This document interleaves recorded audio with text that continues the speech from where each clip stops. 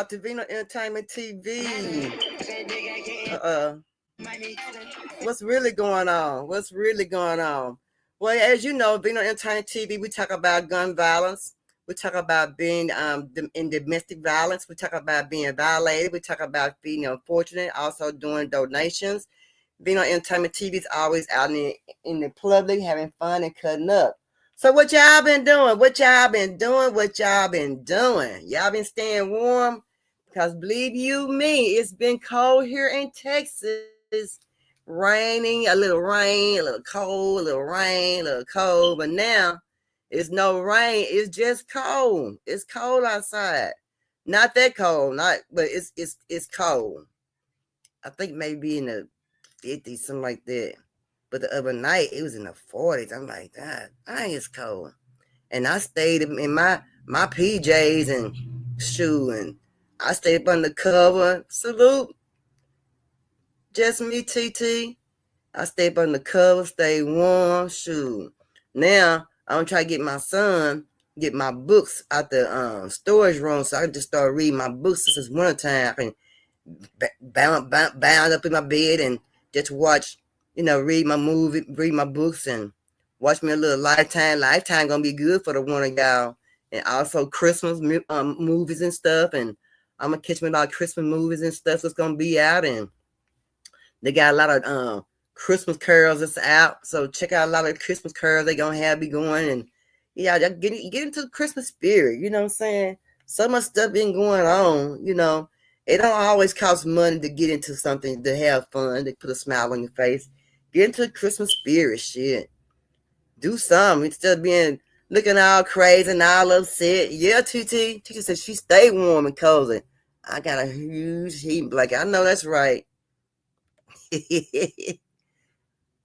Your science station still messed up, TT? Yeah. I'm glad mine ain't been cutting up. Woo, Lord. Thank you, Jesus. I'm glad my science is being stayed intact.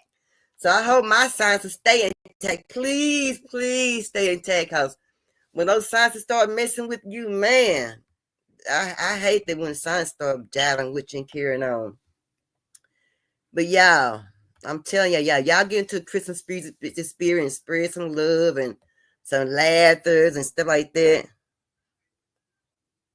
Ooh, ear nose, CT. Ooh, Lord. I remember my mom used to have an ear infection. She used to tell me all the time, it's so bad. It's not fun when you got an ear infection.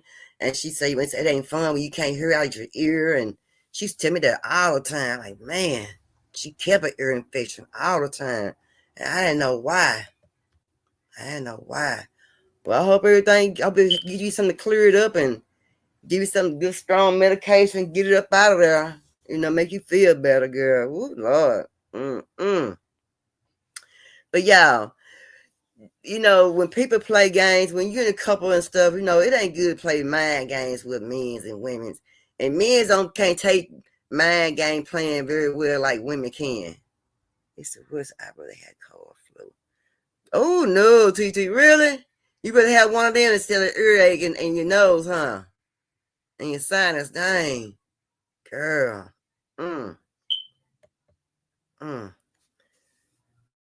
But these folks out here playing these mind games and stuff, y'all. But I'm telling y'all, it ain't good. But see, what happened was, sometimes you play mind games, them games backfire on you and it don't work out too well. So my thing is, why do people do it? Why people play mind games, especially with they loved ones and with the ones they in a relationship with, or they husband or their wife? Why do people play mind games? Is it necessary to play mind games when you're in a relationship with somebody or married to somebody, especially when you're married to somebody? Why play mind games when you're married? You know what I mean? Or even with your fiance, but why play mind games? I mean, it's easy to say that, you want to do something different, you want to say something different. It's easy for that. But just check out this mind game that was played over here on these people, and it was nothing nice. It was awful. Golly. And believe me, y'all, some of these countries may be sensitive, so, please just, bear along with it. Or, I understand, but you want to change the channel to go something else.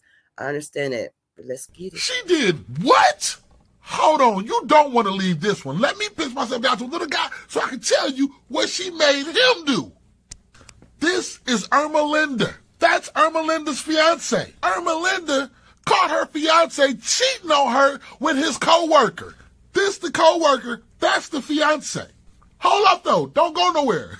This is crazy. Irma Linda decides she gonna make a fake Facebook to tell him to stop being a cheater. But she made a whole fake person and persona and got in his inbox and convinced him to stop being a cheater. But wait, there's more. She then convinced him that the mafia, the Mexican mafia, was after him. And the reason that they were after him was because of the side piece that he worked with. But wait, there's more.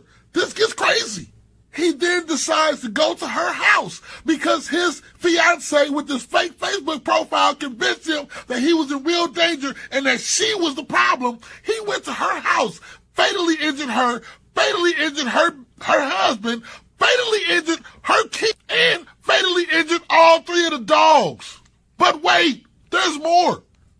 When they got questioned about the whole situation, they denied it. She gave him an alibi. But the next day, they moved out of town. At least tried to. They get into a high-speed chase. They crash. He pulled out that thing, take her life, and then took his own life. TikTok, we don't even know if he ever even knew if that was his fiance the whole time. Talk about crazy? Let me know what y'all think about this one in the comments, because this one right here is beyond crazy. Beauty&Beast. Caught up in the moment where our hearts can find release. So y'all, was it worth playing the mind games to her? It didn't work out well, did it? Mind games is not good to play. Hey, family. It is not good to play. Right, TT. That's right. That's right. But you know, that kind of mind game that she did and had him believing that it was the other girl that he was messing around with. And he went and unlike the girl he was messing around with, the husband, and the 3 doggone dogs. What in the world? I'll tell you, I hope you feel better, baby. Feel better. Please feel better. Hope you get better, baby. Man, now, see, that's why I say it ain't good to play mind games. I think they said, not when you're in a relationship. You know, let me put a comment back up here. You know, when you're in a relationship, it ain't good. You know what I'm saying? I mean, it's not even good when you just, you know, messing around with somebody. When you just, it ain't, if it's not even just a serious relationship.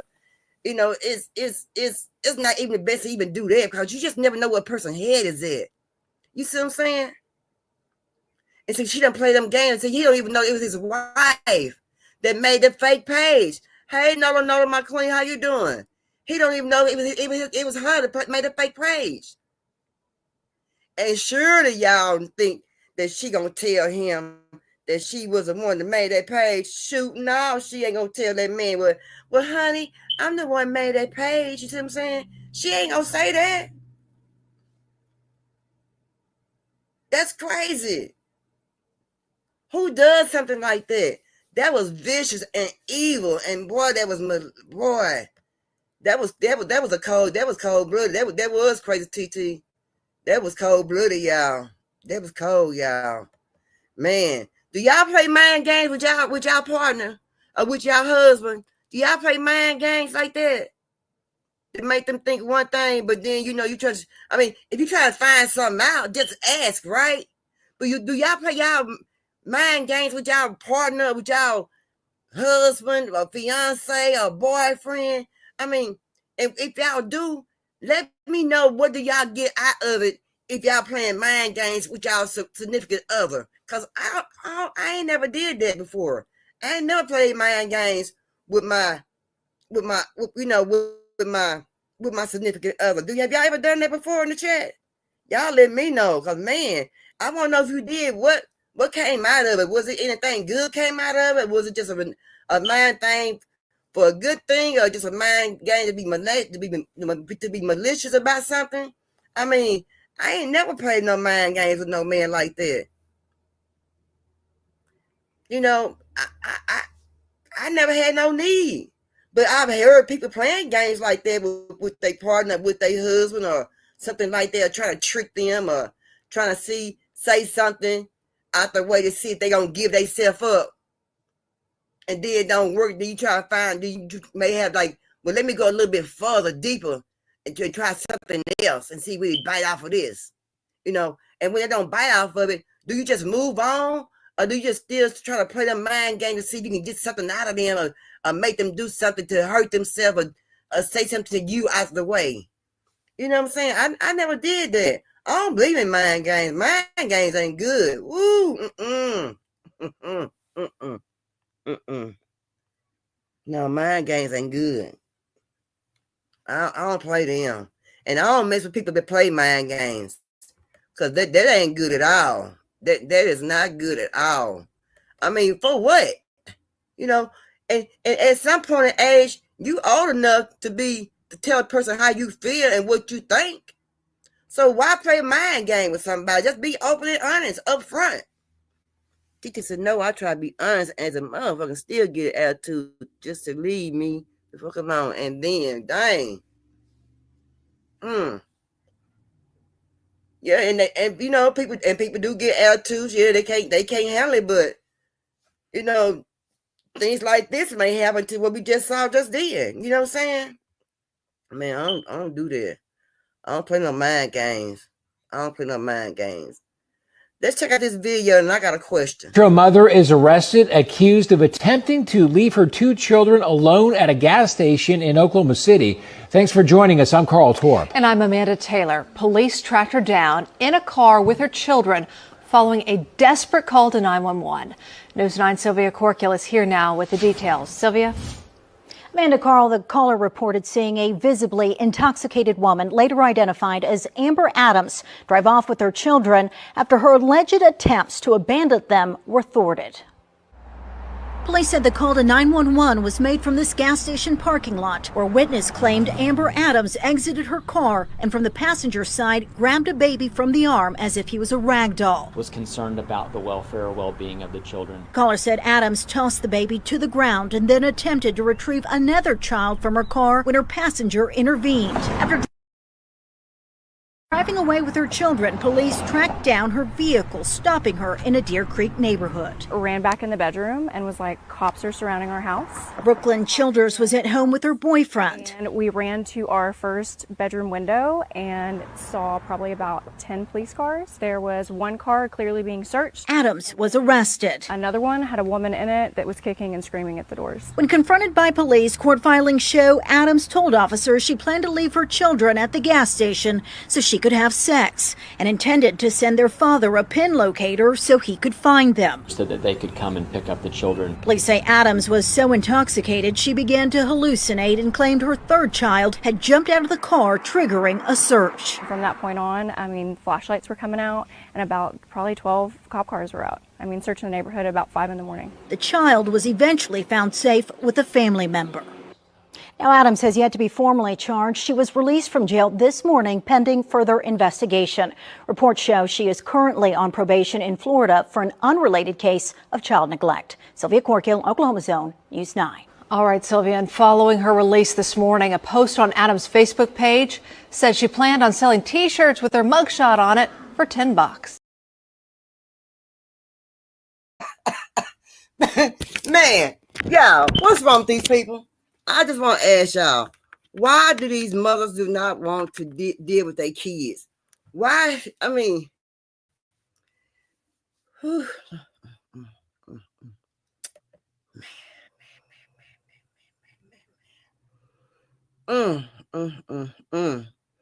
Man, say, the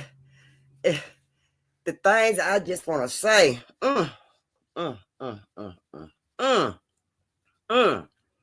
That's skank.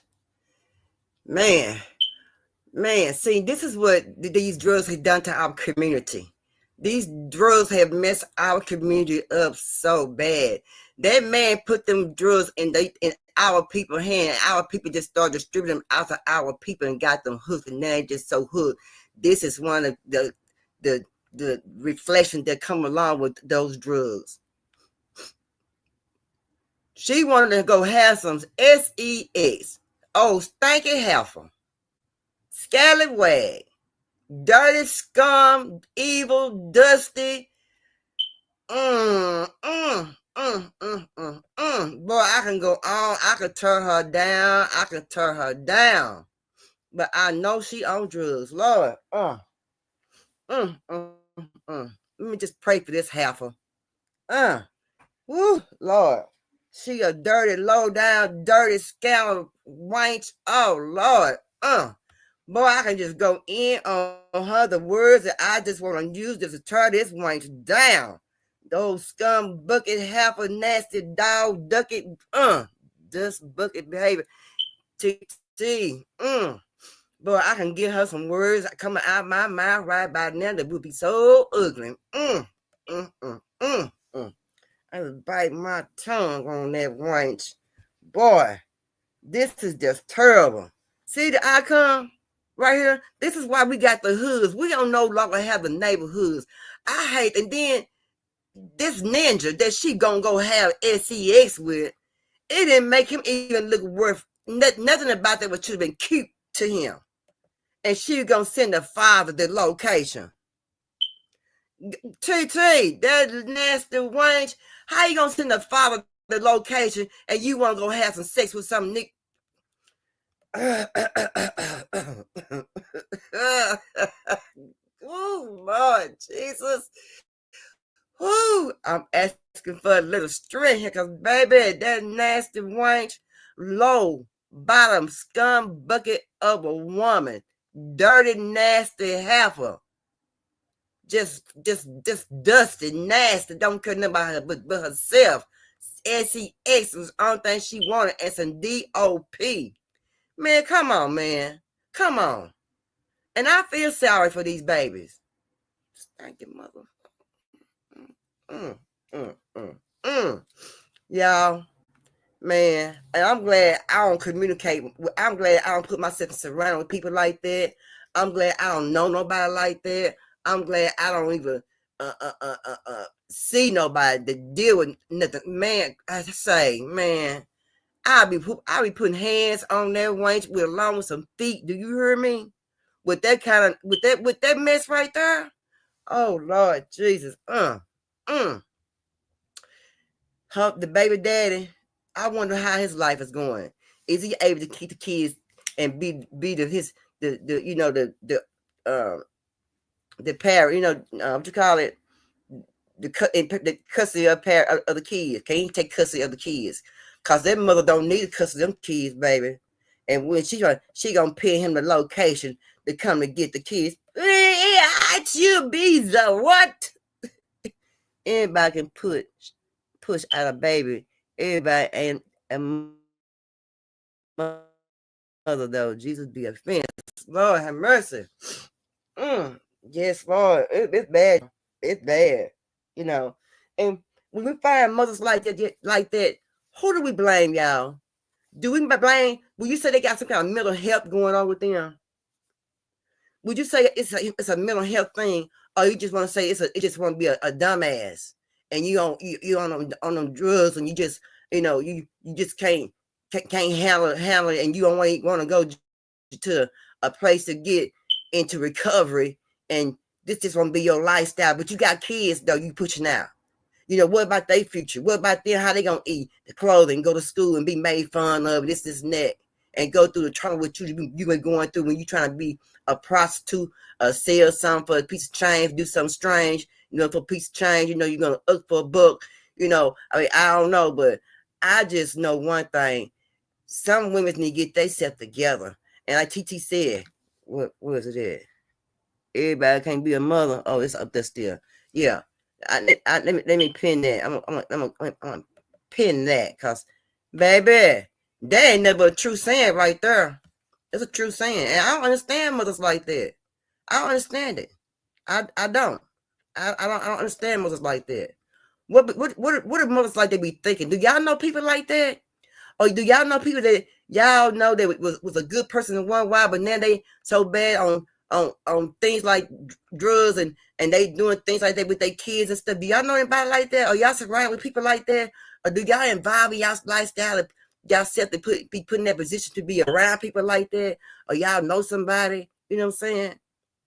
And if you know anybody, do you try to get them some kind of strength? You know what I'm saying? Some kind of good talk or say something to get some kind of positivity things to say to them or anything like that? Because I don't know nobody. I don't know not a soul. She said, you must miss parents in the court for a child that is disabled. You did? Oh, man. Well, when I play this next one, then you might get mad then, Miss Nola. Girl. When I play this next one, girl, you might get mad.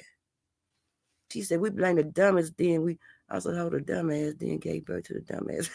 For not teaching the dumbass better. They'll give me for not getting the damn. Right. Man, that's sad. That's pitiful, y'all. That really is. Yeah, it's bad. It's real bad. This person was 2 weeks late with their drugs. What? No, they were 2 weeks late. Oh my God.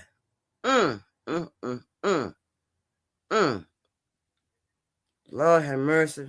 Yeah, that's pitiful. Let me put my disclaimer up over here on this one right here. This right here, this is sad. You know,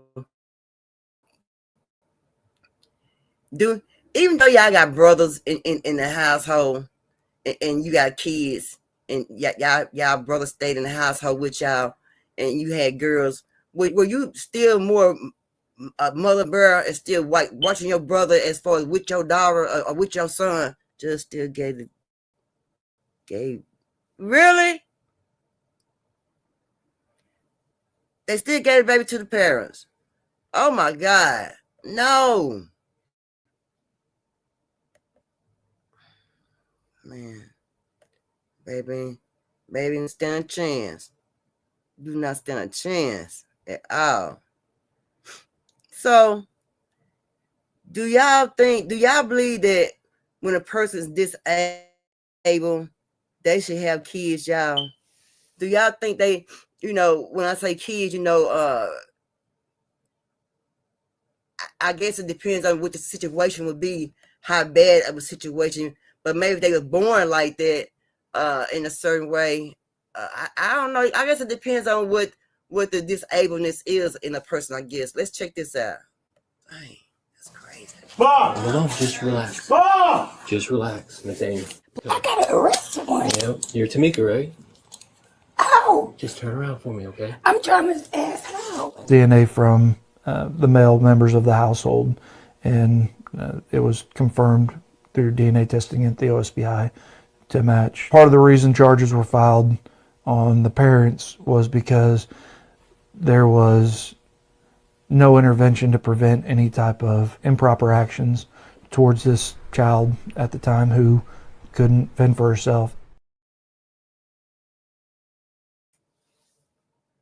So y'all marinate on that. Tell me what y'all think. Let me get the comment. Hey, Cassandra, what y'all think?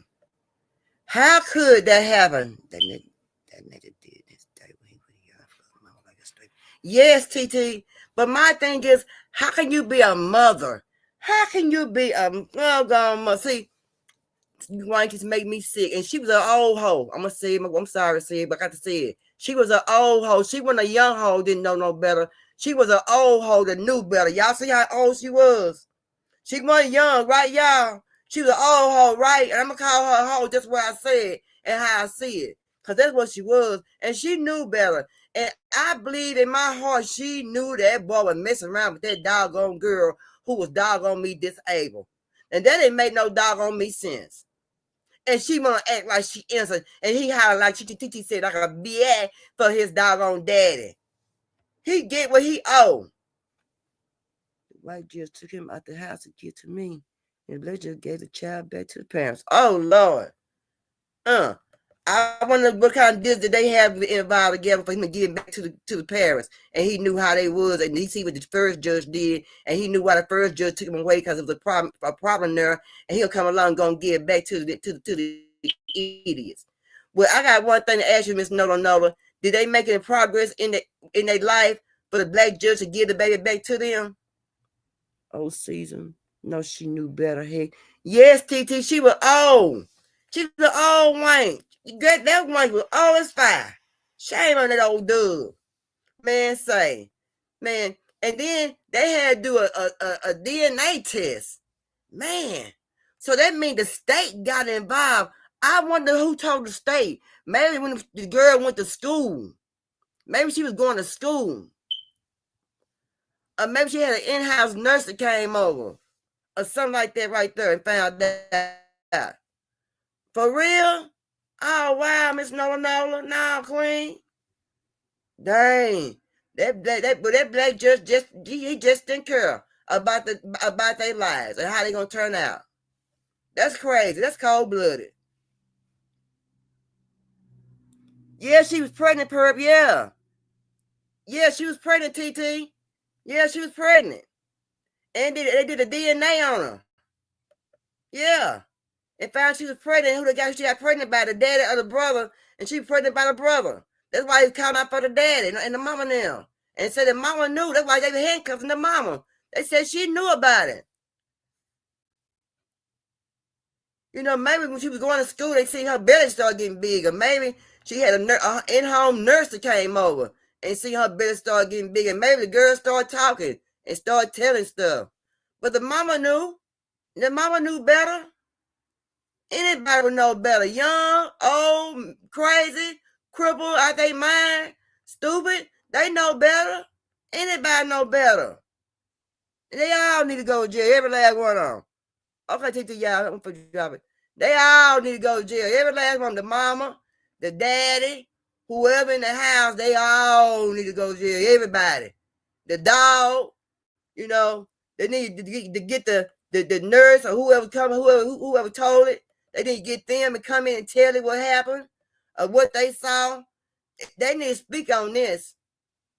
And I'm glad that they went to jail. I'm glad they went to jail. I'm glad somebody spoke up and somebody told it.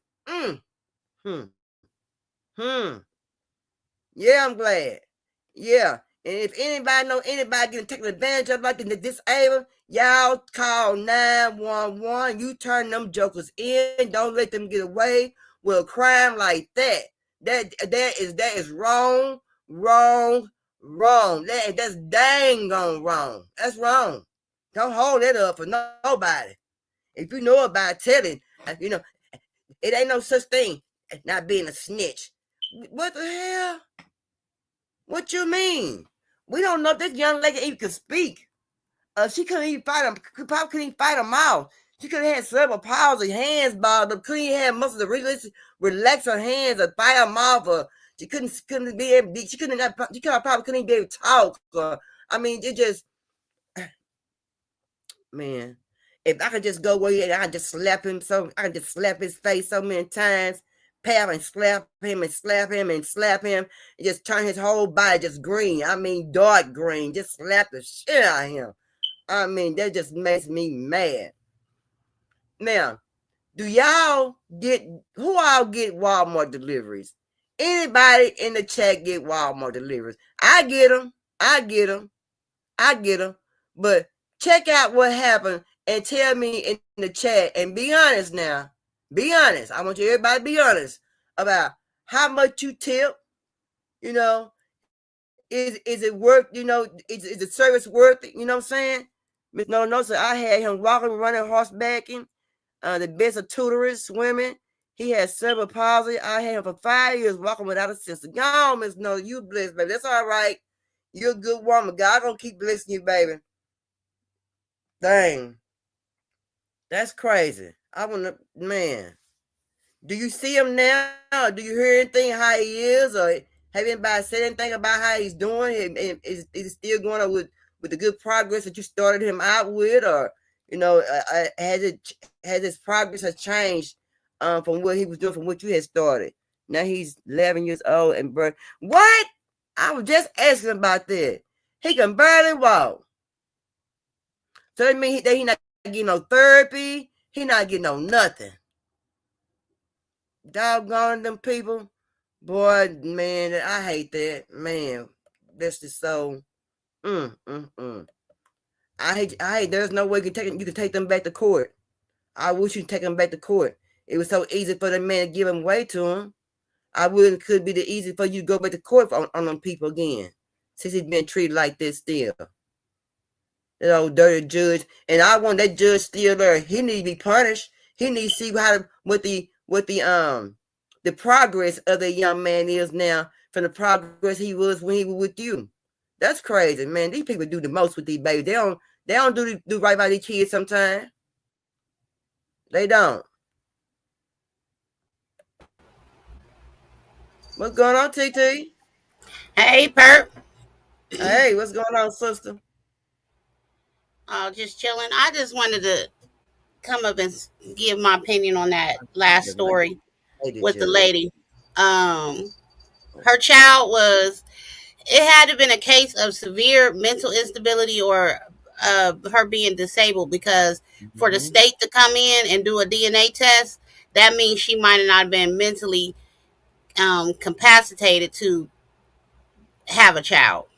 Yeah. And so I don't know how they was able to get DNA from the brother, but they did the DNA test, and it pointed back to the brother as being the one that impregnated her. So that's molestation, obviously, because she don't have she probably didn't have the ability to consent to it. Yeah. And a lot of them home health workers, they be state mandated, so they have to report it. Yeah. And the family gonna get a check from the state for the child and the baby.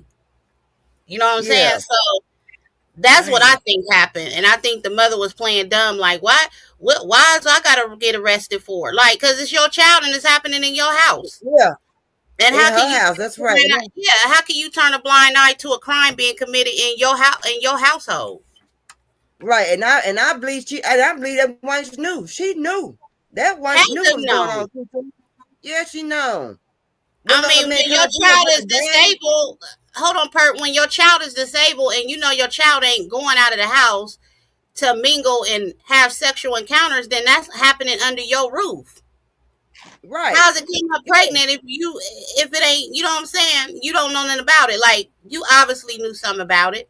So she deserved to serve some time just like the boy did. Yeah, that's my opinion. And I wanted the daddy know about it. You think the daddy knew too? You think they never said nothing? They never said nothing about a daddy. He was crying for his mama. Like, mama, you gonna let them get me in trouble? You know what I'm saying? In other words, I thought this was okay to do. Yeah, I watched that video like 3 times. He knew it wasn't okay. He's a grown man. And they never. How he gonna know not to do that? He's a grown man. They never did reveal the child age, so obviously she was a minor. They never revealed the circumstances of her disability, so it had to have been a severe disability. I mean, you just put 2 and 2 together. You know what I'm saying? Yeah. Them people committed a high offense, criminal offense. Yeah, y'all mothers got to do y'all. Man, I'm disappointed in some of these mothers. I've been hearing all these disappointing things about boy. Man, so where y'all great grandma and them, man? You know what I'm saying? Where y'all grannies and them, but not y'all granny, but y'all great grannies. I mean, y'all didn't get no grandma teaching, no old auntie teaching, no old uncle teaching. I mean, well, he gonna get served his justice because they don't like child molestation offenders in the penitentiary. You get beat up real bad for stuff like that in the penitentiary. Right. Man, that's crazy, TT. But do you get Walmart deliveries, TT, to your front door? I mean, I have before. I'm not consistently indulging in getting because a lot of times when you make an order and they don't have the items in the store, they'll try to substitute for some cheap off-brand, cheap janky stuff. So I'd rather just go into the store if and I know the days where it's not so busy in the store, so I maneuver around my grocery shopping and stuff like that. Dang, Miss No, she said Miss No said I spent $40,000 on the best for getting a check, food stamps, income tax break. Oh my God. Oh, they were just dirty. Oh, they gonna get there. Mm-mm. And then people be wondering what be wrong and why they get so much backlash and so much downfall because you did so much dirt when it hit back to you. You don't know And it's people what like reason that why you getting it defrauding the back. government. It's people like that defrauding the government that's making it harder for the people that's doing right and just trying to live, under their assistance. But it's people doing stuff like that that's causing these breaks with everybody else. Dang, that's cold blooded. Well, it's good you get a chance to see them sometime on weekends. No. Dang. But y'all, if y'all not giving the people at Walmart they money, they tips, y'all, they taking y'all stuff back to Walmart, y'all. Check it out. And it's kind of funny, but then it's sad though too. Check it out. All that water, all these groceries, the groceries we filling up in this buggy, and she only want to pay $7 for some delivery, and she stated that she lived upstairs in some apartments. So y'all already know what I did. I brought her back to the store. I'm not carrying all this up no fucking steps in no apartment for no $7. She got her goddamn mind. Plus all, she got 175 items. Not gonna happen. See, this is why y'all need to learn how to pay your drivers a tip. See, I don't mind bringing your shit back to the store. We're gonna need more buggies.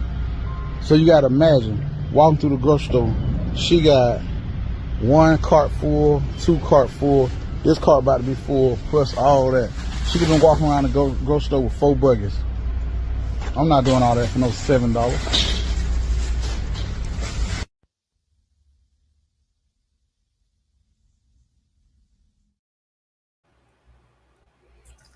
He out of pocket. Is that his job? Because he didn't get he made because he only got a lesser tip than he was expecting, or should he do it It because ain't that's no his cap on no job? tip. It ain't no cap on no tip. They don't tell you got to get this person $12 because you spent $175. You got to give a $20 tip. Like, she could have bought all that with food stamps and Right, be getting $100 check. What if that's all she had to give? right. Like, you don't know nobody's income situation to be judging them. I'm gonna take your shit back to the store. He out of pocket. He should get fired for that. You getting paid by I was Walmart just to make asking. the damn delivery. No, Walmart Right. is paying you to make the delivery. Regardless, a tip is optional. Regardless if they tip or not, you getting a fund. You getting a, what's the word I'm looking for? You getting an amount to make the delivery. They pay Right. you a certain amount depending on how much groceries it is or items it is that you picking up in the store. That don't make no damn sense. Like, everybody know that. Mm-hmm. But it be our Mm-hmm. own kind doing that type of shit to people. That lady could have been elderly. How she gonna go down Yeah. there and get her own groceries? Yeah, and she probably had no car. She ain't got no car. I mean, she ain't got no money. She using food stamps. I mean, your mama broke. she barely I making it. I think Uber Share got a promotion for their drivers that you can like, let's say you catering to an event, you can even go in there and set up the event for the people, and they give you a cap on how much of a tip to give the person for their services. Yeah. So it's not about it's really about generosity, but at the end of the day, you still going to get some money for making the delivery Right. regardless. Right. Right. Yeah. I think he should be fired. I think he need to be fired. He need to be fired. He need to be fired because he And wrong then and went she should. live. And then I'm sure the lady looking, or the man, whoever's groceries it was like, so you just Amen, not Miss gonna deliver Nola. my stuff? Because you not Right. And happy with then what about the person who went and picked out? I mean, so that means that he wasn't the person that went through the store to pick the food order up. That means he just delivered driver. So what about the person who went out there and went from row to row and picked that stuff up off the aisle? What about that person? I mean, well, that that's was the silly. Walmart worker. They got a system set up for that. So he didn't. It ain't like he had to go. I don't think he had to go in there and do the grocery shopping. Only thing he had to do was just deliver that lady items. And if you had to take him up a flight of steps, so what? Yeah. She gave what she had to give. That's what I'm gonna assume. Like I done gave $1 tip, and then people been appreciating it. That might have been all $1. That's ridiculous. That's what I'm talking about. Yeah, Miss No, blocking their blessings. You right. They block their blessings. Man, I tell you what, man. This is something me and TT talked about today. Let's check out about the CEO. We're going to talk about this. One question. Did this motherfucker know too much? Did this CEO know too much and do too much and pay the ultimate price for it? I think so. And I don't like. This morning, Brian Thompson, the CEO of United Healthcare, was shot and killed right outside a luxury hotel in Manhattan. And you can't tell me that this is random. This was a hit, and let me explain it to y'all. Earlier this year, Thompson and 3 other top execs sold millions of dollars of company stock. But guess when they did this? Just weeks before everybody found out that United Health was being investigated by the DOJ for antitrust. Coincidence? I think not. And here's what's even more suspicious. Thompson pocketed over $15 million from these sales. So either that was perfect timing or that was some insider trading, the type of shit that pissed somebody off. I think it was the trade. Illegal trade. Insider trade. Even Senator Elizabeth Warren demanded that the SEC investigate. She went as far as to say the trades reeked of corruption. But then again, what if it just wasn't about money? Okay, let me play part 2 of dollars from these sales. So either that was perfect timing or that was some insider trading, the type of shit that pissed somebody off. I think it was the trade. Illegal trade. Insider trade. Even Senator Elizabeth Warren demanded that the SEC investigate. She went as far as to say the trades reeked of corruption. But then again, what if it just wasn't about money? This morning, a masked gunman attacked Brian Thompson in broad daylight. No robbery, no random attack. This was personal. And the killer is still on the loose. Whether this has something to do with the stock scandal or this was a retaliation or to send a message, this was a hit. And I'm going to go deep dive into this on my podcast, The Flow Show No Filter, on Apple and Spotify. I'm out. Yeah, TT. Somebody mad. They hot. I think a retaliation. I told you that earlier today. I think somebody because this particular gentleman was denying thousands of people health insurance. Yeah. And then you know what I saw, TT? What you doing with the money if you ain't giving the people their health insurance? Yeah. Right, that's what I was saying. Nola, he don't know. Like that lady, she was like, "I barely get any tips, doing what I do." But since they opened up this promotion with the ride share, and I can go in and actually set up these people events, she had a $1,200 Panera order, and she went in there and she did, her job. She set up for the people, and they blessed her with a $1,000 tip. So out of a $1,200 order from Panera, she got $1,000 from the people, and she wasn't even expecting a tip. She was like, "I thought it was part of the." Yeah, it was on Google. She was like, "Google News." She was like, "I thought that was just part of my job description to go in there and set up these people event." She said, "But I went in there and I set up the event, and maybe about 15 minutes later, the thing flashed up there on her screen on her phone that she had got $1,000 tip for doing that." I was ready to send the money back. She was like, "I was ready to send the money back. I thought they made an error." So you don't never know when your next blessing gonna come, and you don't know in what form it's gonna come in. Sure don't. You sure don't. Hey, Pam, how you doing, good sister? Hey, y'all. Hey, Pat. Hey, what's going on? Yeah, you don't know where your blessing coming from, y'all. It's always best to be, be nice to others. Sometimes, we get. I know, man. Sometimes people we got to bite our tongue sometimes and just, Yeah. especially the older people, especially them, But Let's use humility and put yourself in the next person's shoes and, put yourself in their position. What would you do if you was in that position? You got $175 worth of groceries coming and you up flights of stairs and you got to get a Walmart order. You know what I'm saying? yeah, yeah, yeah. But I'm going to take That, your that, groceries all the way back to the store so it can get restocked and put back on the shelves after you done paid for it because I'm unhappy with a $7 tip. Man, come on. Get out of here yeah, with that. yeah, yeah, yeah. And it's it's gonna the blessings gonna be blocked for that man. He don't get no blessing. Like you say, and then he gonna had another video recorded on top of that. Yeah. He fire him. He try to make fun of something that he think he did something so cute, and didn't realize he make himself really look like he just a dumbass. I hate to say it like that, but just being honest. Just being honest.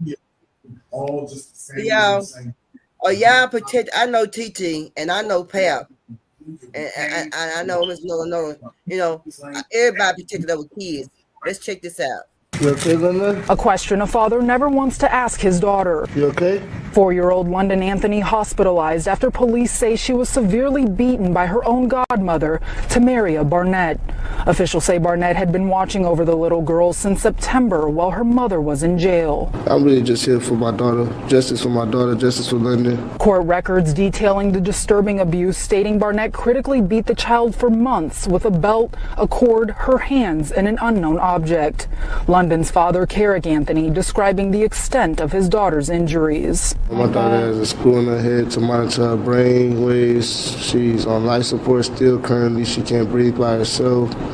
Her ribs are bruised. Antney says he entrusted London to Barnett's care during his move. He says that family recommended Barnett and he trusted her as London's godmother. I feel like I just let my child down like I'm responsible. I personally feel responsible, but I'm not responsible. Barnett also has a prior criminal history of violence. She was also charged with assault back in 2018 after hitting a woman with her fist.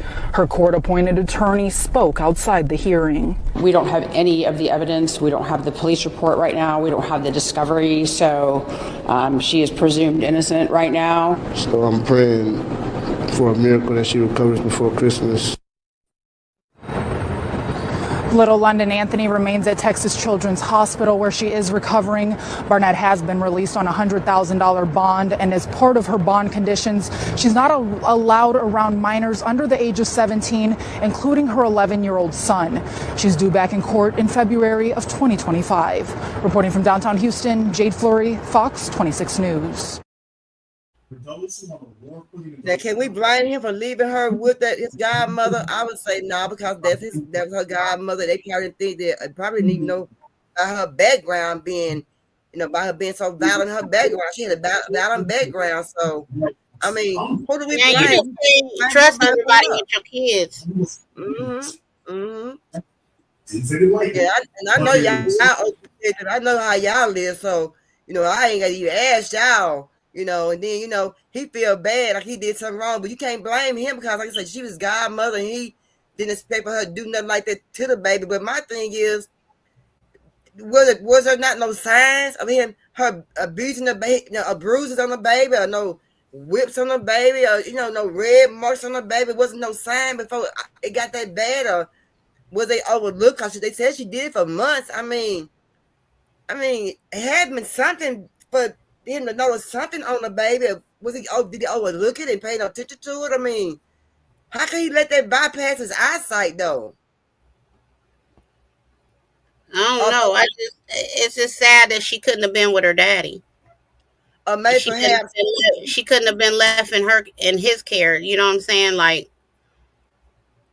that's something that got to be questioned too. Like if something happened to the mama, then the daddy should be able to step in and take responsibility of the child. Something happened to the daddy, the mama should be able to, you know what I'm saying? Like, that should be the responsibility of the parent. If you just absolutely have to have somebody else looking over your child while you in whatever situation you in and can't care for them, you got to know their background.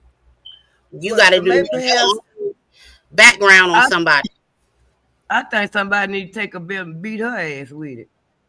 they do. They do. And then how big she was. My thing is maybe the baby just left over there with her all that time and till the baby got hurt and she had to go to the hospital. Maybe he never did go over there and check on the baby. No, nothing. Boy, I tell you, we as mothers got to do better. We got to check on our kids. We got to do more for our kids, be more of a mother bear for our kids. I mean, man, say, but the godmother. I mean, you would expect the godmother. You gotta be careful who you picking for godmothers. You got that right.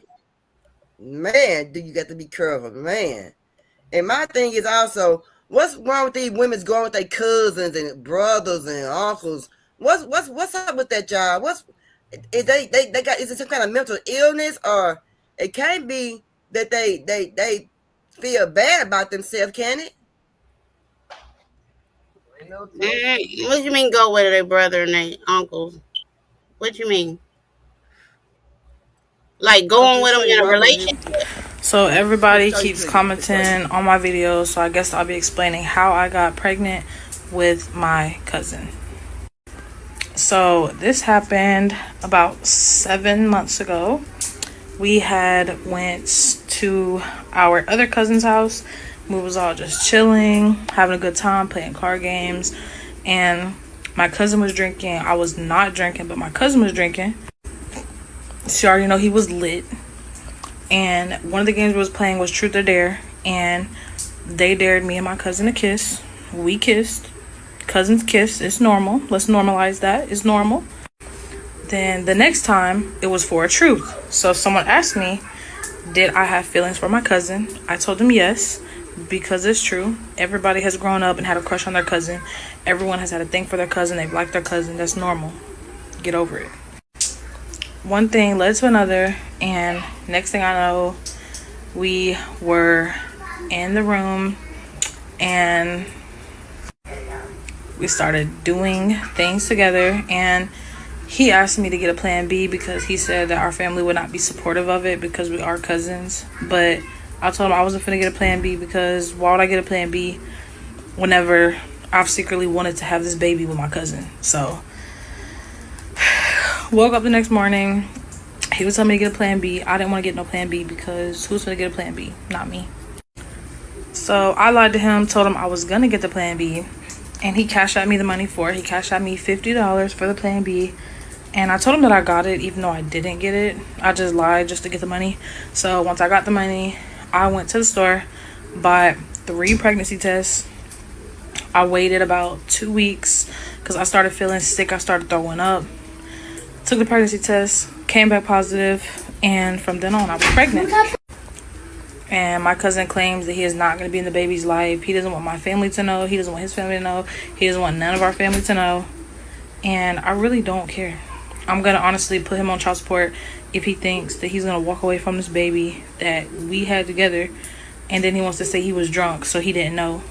Girl, I don't care how drunk someone gets. I don't care how turned up someone gets. How can you not know what you did with your own cousin? Like, to me, that's weird. So, yeah, he's going to be put on child support, and it is what it is. And I'm tired of people commenting saying, is this real? Is this real? Is it fake? Is it fake? What I look like faking something like that? So, yeah, that is my family drama as of this moment. It is what it is. I really don't care what nobody says. I'm going to have this baby. And, yeah, I have not told my fiance about it yet. But I probably will be telling him or something, maybe, because I don't know how he's gonna feel about it, because so many people are looking at me weird because me and my cousin had a baby together, but it's normal. So I don't know. I might have a conversation with him and let him know that I'm having a baby with my cousin, and hopefully if my cousin doesn't want to man up and take care of his responsibilities, I'm hoping that my fiance will, and we will get through this, because I don't want to lose my fiance for nothing. So y'all just pray for me. I'm going through a lot right now. You put Child, what? Is that a play? What is she talking about? Having a crush on your cousin is normal. I got a bunch of damn cousins, and I ain't had a crush on damn one of them. Me either. I ain't never kissed my cousin. I don't play kissing cousins. She said, let's normalize kissing our cousins. And everybody do that. No, baby, no. No, they don't do that. First of all, I'm the baby in my family, so all my cousins old as hell. All my male cousins, first generation cousins, they old as hell. I would never look at them like that, and would hope they would never look at me like that. But even if they did, I'm not going because that's incest. And if they that close, if they that close kin, it might be something wrong with the baby. Because I know I got a cousin had a baby by her cousin. And right. That's why I asked y'all, is it normal? Because the last time I showed something with the girl and boy, they were brothers and sisters or something like that, and they had a baby together. I'm wondering, is that what young people doing that now? Why are they doing that? What's that going on? That situation was, remember when Pat was like, you got to learn who your family, your kinfolk is out here? Because that was a situation where they didn't know that they were siblings. They daddy just had a bunch of different kids and didn't know, you know what I'm saying, they were siblings. This girl knew that was her cousin and wanted to get with him and purposely having a baby with him. So, yeah, girl, if he don't want to be bothered, that's on you. Because they said some of the little stuff that I done looked at, they said that, like, the brother and sister that didn't know they were sisters and brothers, they said that's why come they usually be attracted to each other, because they some kin to each other and don't know it. Because you attracted to your own kind. Mm-hmm. Yeah. And they say that's how a lot of sometimes that come up, in situations like that. And that's why I say you need to know who your folks is. Because men run around here having all these children, and these children ending up screwing each other and their brother and sister. The baby gonna come, it's a good chance the baby gonna come here screwed up. Yeah. Too much of the same blood running through it. Remember what I told you, Perp? I may have some unknown siblings running around through here, and I don't want to be, you know what I'm saying? That's why, I'll be telling my dad, like, you better get some DNA tests with them kids. I don't know nothing about them kids. Well, you better find out. Yeah. Like my granddaughter running around here. Yeah. She was I told y'all about when she was messing with the dude and they put him on the phone. They asked me, did I know? He asked, did I know? I said, what's his mama name? And then when they told me what the mama name, I told them when her birthday was, who her mama was, and every damn thing. Cause the boy mama and my granddaughter daddy first cousins. See? And they could have got with each other. It's a whole generation of them inbred kids living in West Virginia. They did a sitcom, documentary on them. They messed up. They can't. Some of them can't talk. Some of them can't. They impaired physically, mentally. Yeah, because they inbred. Their mama and daddy was brother and sister. And had a bunch of kids. It wasn't but one or two of them that was normal, and the rest of them was all messed up. Yeah, and then they had their siblings going together. It was disgusting. They live up there in the hills of West Virginia. Yeah, I see that when they was on what was that TV show used to come Criminal Minds, when they had the sister and brother that had the baby. And he was going around killing everybody on both sides, the mom and the daddy side. Yeah, because they be mentally impaired. Yep. They miss chromosomes when they come out. So why would you normalize that? Yep. That's because like my little cousin, when she had the first little baby, and I was like, I didn't know. I knew the baby was, real sickly. She was real sickly and she itty bitty now. But she all right, and she's smart as hell.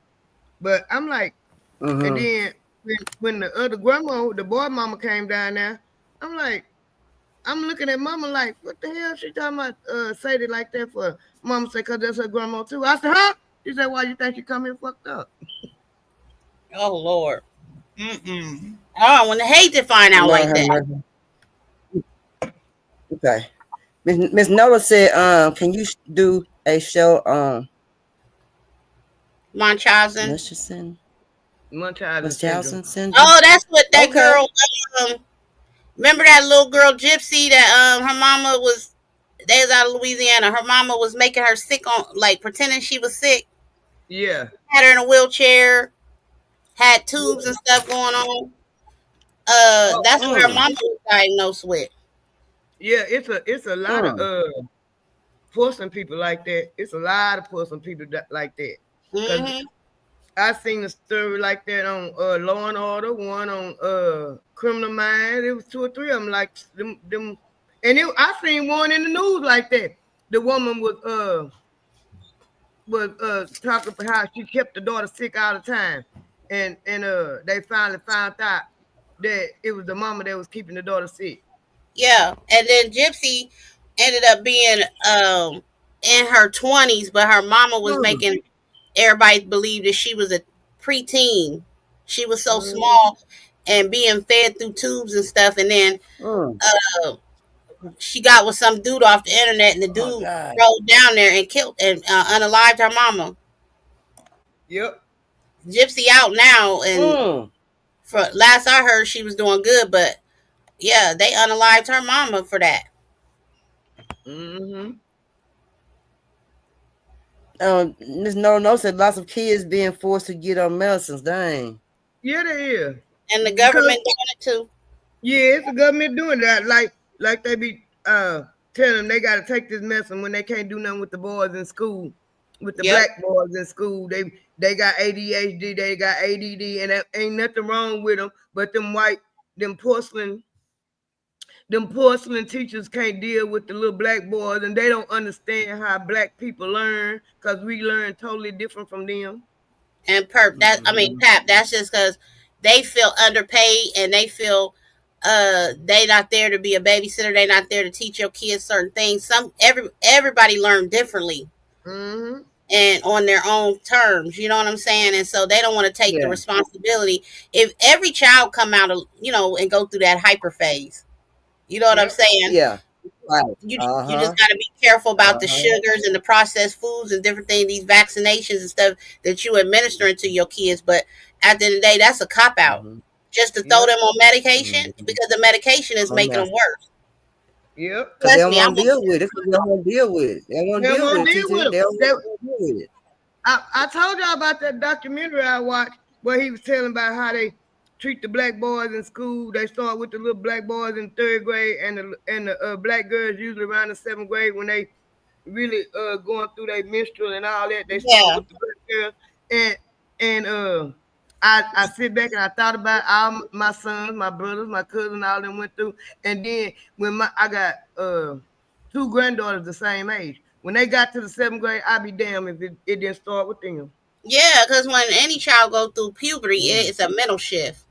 And I said and I kept on telling, and because one of my granddaughters, she real quiet, she don't hardly get in no trouble or nothing. And when her mama got a phone call from the teacher said she popped off at the teacher and it was a man, I said, they started with her too. And she was in the seventh grade. She don't get in no trouble. She ain't never got in no trouble. She just real quiet and do what you gotta do. And when she popped off at the teacher, and then she came home and said he just kept picking at her, she let him have it. She told him piece of mind. So Munchausen, I'm probably not saying it correct. Munchausen syndrome is a real thing, and they're not holding the person accountable for having that and displaying that off on their children. Then the government, it's easier for the government to do what they do. Because how the hell you go damn near 20-some years knowing this little girl did not have cerebral palsy, knowing this little girl didn't have a brain condition, and she being administered medications through government hospitals and being made to be in a wheelchair when this girl could walk the whole time. Don't they get in trouble? They should be charged too for that then, right? I thought that the hospital doctors and stuff should be held responsible, but they wasn't. Yeah, just like the episode on Law and Order, the little girl when she finally found out that it was her mama that was making her sick, and the mama got upset because she was going to a school and she had sex with a boy, and she initiated the sex with the boy. And that's when they went to testing her and everything and find out wasn't nothing really wrong with her. And she found out that it was the mama that was keeping her like that, and she ended up killing the mama. And they charged the girl on the TV show. See, right there, Miss Nola said she saw for herself a caseworker knew this mom picked her child nose until no blood will come out. A mother did her child nose like that? Oh, she was sick. The baby doctor was mad once I got done with that ass. Dang. Now, who does a kid like that? What's wrong with these women? I don't understand these women. All Gypsy Mama had to do was relocate to another state and tell the doctors there that all of her medical records was destroyed in Hurricane Katrina. And they administer her the medication just off word of mouth. They don't care because they getting paid. Oh, and that's how you know that these pharmaceutical companies, these doctors, and our healthcare system is broken. Severely broken. Because they getting paid. Because all you got to do is pick up the phone and make a phone call to a pediatrician. I need the medical records from such date. And I got a little proof that they getting paid because I used to work for the oncology clinic in Plano. And once a month, the pharmaceuticals was coming in there buying lunch so the doctors could peddle their pills. See? Oh, wow. It's corrupt. Wow.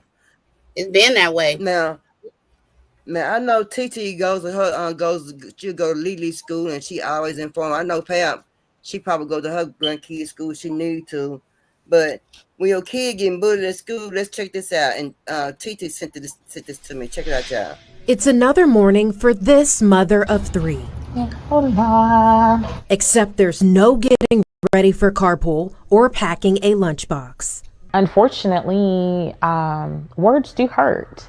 They used to teach us sticks and stones will break my bones, but words will never harm me. Words are the one thing that we will carry. Ty Turner, filled with emotion, speaking publicly for the first time about when her daughter was 11 years old, a student at Fisher Middle School. In the 24-page lawsuit her family filed this summer, it details multiple occasions where her daughter, Kalea, says another student physically assaulted her and called her a roach and a man. There was no less than 7 to 9 times that I myself personally reached out to the school, and I had the emails, and half the time they didn't respond back, and if they did, it wasn't with anything of any sustenance. There was never any resolution. Then, on March 17th, 2023, Turner says that became a day she will never forget. She found her then 12-year-old daughter hanging from a belt in her bedroom at home. It was 11:18 p.m. when I found Kalea hanging. They couldn't find a pulse, and they couldn't find her heartbeat.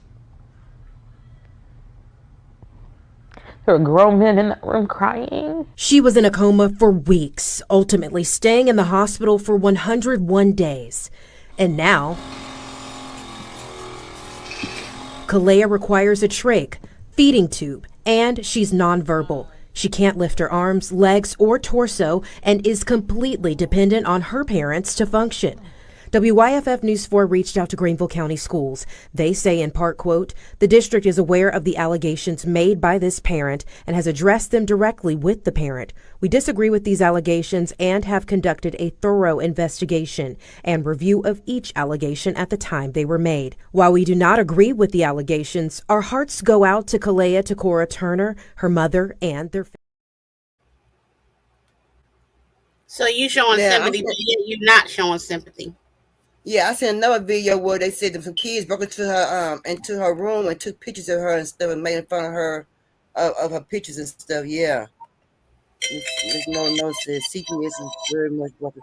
Yeah, CPS is no good. CPS is no good. But that ain't no good for nobody. And the bad part, so yeah. The bad part about these kids in school, it ain't only the kids bullying them, it's the teachers bullying them too. Not sad. Yeah, but my thing is, if this is going on in school, what this is going on in school? Go ahead, TT. I said I feel like if the school would have just took action and made her feel secure that some type of justice would have been served in her being bullied, going to school every day, being picked on and bullied. maybe she wouldn't have resorted to wanting to harm herself. At least my daughter's school, and I had to do a lot of research this year because she was entering high school, so I wasn't playing when it came to which school I sent her to. Not this time around. And one thing I do like about her school is they are very one-on-one with the parents and the students. If you address an issue with them, they hold like court, like not physical court, but it kind of goes along with the same routine that you would if you were being charged and you had to go stand up in front of a judge. Like they'll talk to all the witnesses, they'll talk to the people, the victim in the situation, or the perpetrator, and they get a statement from everybody. They do their little thorough investigation. They email consistently back and forth with the parents and the teachers. They hold conferences, and then they issue a consequence for the poor behavior or the incident. So, I'm going through that right now with Aaliyah. There was an incident that took place. As a mother, I was very much like, what's going to be done about it? Something was said to her, way out of pocket, something that shouldn't have been said to a 14-year-old girl by a boy. And we going through the investigation right now as we speak. Well, Amen. When my youngest one was in the 7th grade, she had a teacher tell her she looked dumb. You dumber than you look. So I wanted to know how dumb she looked, and I went to the school, and I was smoking. And so happened at the time, it was a little black assistant principal, little black dude. That I knew the little dude. A lot of people knew him because he'd be out in the community and stuff. He tried to meet with the parents and everything. And I went up there and I let him have it. I wanted to know how dumb she looked.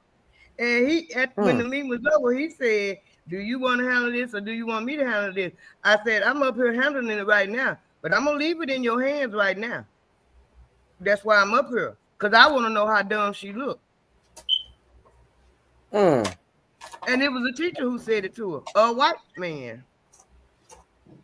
I wonder what made him say that. What made him come out with something like that to I don't know what student? it was, but you can rest assured I was up there the very next day when she came home and told it. Because I want to know how dumb she looked. Yeah. And that's why I always say it's important to go to kids. That's why I say it's important to go to kids' school and see what's going on, and go to PTA meetings and ask questions and make phone calls and check in and make surprise visits. Surprise visits, the ones you want to make. They'll know you're coming. All the time, you got to be an advocate for your kid. You got to let them know I am very much involved. I very much care. I'm not just sending my kids to the school to be picked on, bullied, talked to, disrespected, thrown medication. This is an institution, and you're going to treat it as such. And so, if you don't show your face up at that school and make yourself very aware to those administrators and them teachers and them other students, your kid will go through something. I told y'all about the time the principal told my daughter they was sitting in class and they said something about Terrence Johnson. It was a dude at the other high school named Terrence Johnson, and my daughter said, "My brother named Terrence Johnson." And he said, "Is that your brother?" And she said, "No, that's another nigga." And the black principal, all he heard was her say another nigga. So he gonna try to kick my daughter out of school and everything because she used the word. He called me, and I'm like, okay, so what the problem is? If she wasn't talking to nobody, calling them a nigga, all she said is that's another nigga. Understand what I'm saying? Right. Then when I get up there, he wasn't expecting me because my daughter dark skin and we don't look nothing alike. You wouldn't even know it's my child if I didn't tell you. He wasn't expecting a little old short light skinned woman come up there talking crazy to him. He thought that I was some ghetto hood rat from where he was talking to on the phone, because he was talking to me any kind of way on the phone. And I went up to that school and I told him, "Well, you said it was okay for her to use the word nigga at home." I said, "What goes on in my house ain't none of your business." And what really pissed me off, you trying to kick my child out of school and you don't even know her damn name. What? You didn't know nothing about her. All you heard was her say, "That's another nigga." That's all you heard her say. And I went left. I went up there and I let that man have it.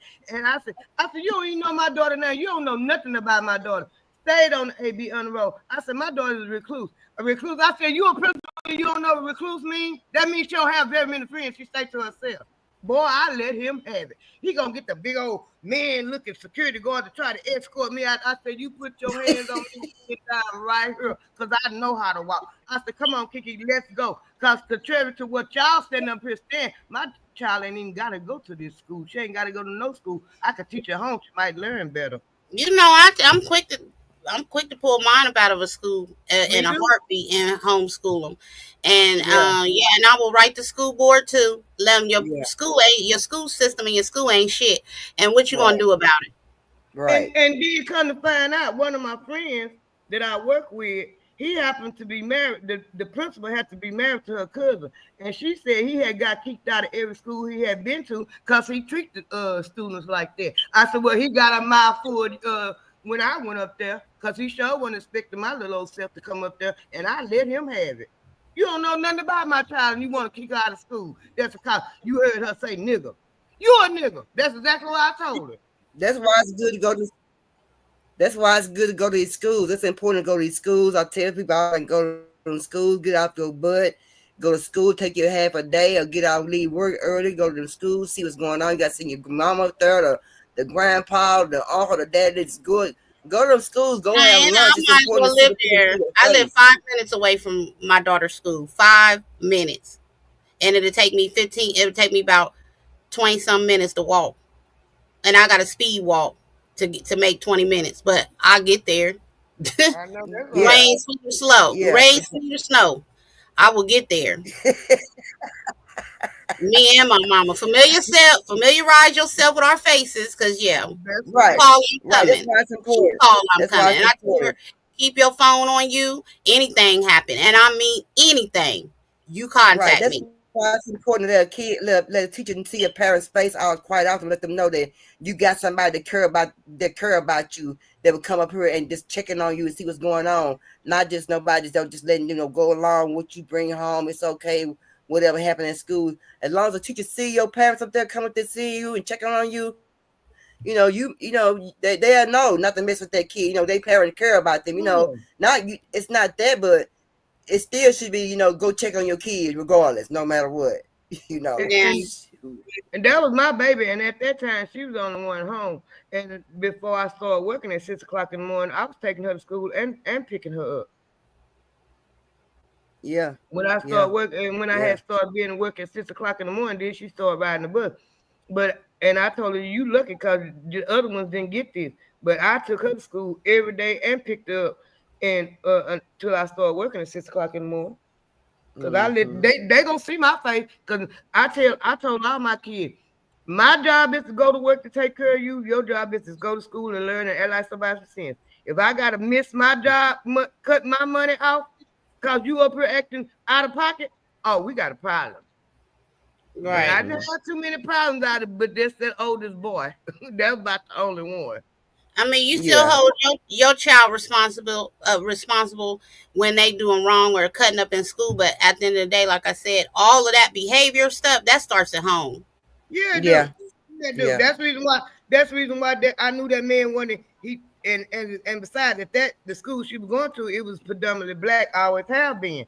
And it made me mad when I went up in there and you a black man and this school is predominantly black and you jumping all out of whack because she said nigga. What is wrong with you? Lord. See, he wasn't expecting her to say that word. See, that's what it was. She caught him off guard on that one. See, he wasn't expecting that one. He wasn't expecting me either. Not me, he wasn't. So I let him have it. Go ahead. Go ahead. This man assaulted this young girl, but how he got done later, I want to ask y'all, was it some justice? What y'all think it was some justice done? Prosecutors charged 37-year-old Antonio Randolph with repeatedly sexually assaulting 2 children. Reading this complaint is almost hard to believe. The first sexual assault allegation dates to last week. The first one, the child is 13 years old, and you're 37. A criminal complaint says Randolph met a runaway 13-year-old on November 18th at this gas station at 50th and Lisbon. Prosecutors say he sexually assaulted her in a nearby home. Then they say he confined the girl to his grandmother's basement on 95th Street, and he wouldn't let her call her parents. Prosecutors say the girl said no and stop multiple times. Then on November 20th, a family friend spotted the girl with the man at the same gas station where prosecutors say they met. Family members then fought Randolph with video streamed online. That's when prosecutors say another victim saw the video and recognized Randolph. And the family comes and administers some street justice and allegedly beat you up, and it gets streamed on Facebook, and then the person that you allegedly had sex with when you were a child sees the video and says, that's the man that raped me when I was a child. You can't make that up. Damn, they black both his eyes. He got his ass whooped. That's what he needed. It so is. And he been doing it for quite a while. Somebody said they seen him on Facebook, and she said that man did her the same way. That's cold-blooded. What they say? Karma is an ML. Sure is. Man, what was they right for whooping his butt? They was definitely right for whooping his tail, and he gonna get it when he go to jail too. Sure is. Yeah. He sure gonna get it. So do you think they're gonna charge the family members for jumping on him? Y'all think they might charge the family members? They probably just said, nah, that's what you get. Probably not, because the way the judge was talking, he said the family showed up and gave you some street justice. The judge looked like he was happy. Yeah. Glad they did it, because he couldn't do it. He was glad the family did it. He said, then you can't make this up. Oh. I mean, if you have more people doing stuff like that, we'll need no Hanson. What's his name? Joe Hanson? Yeah. To catch a predator. I'll catch him my damn self, Joe. Don't worry about it.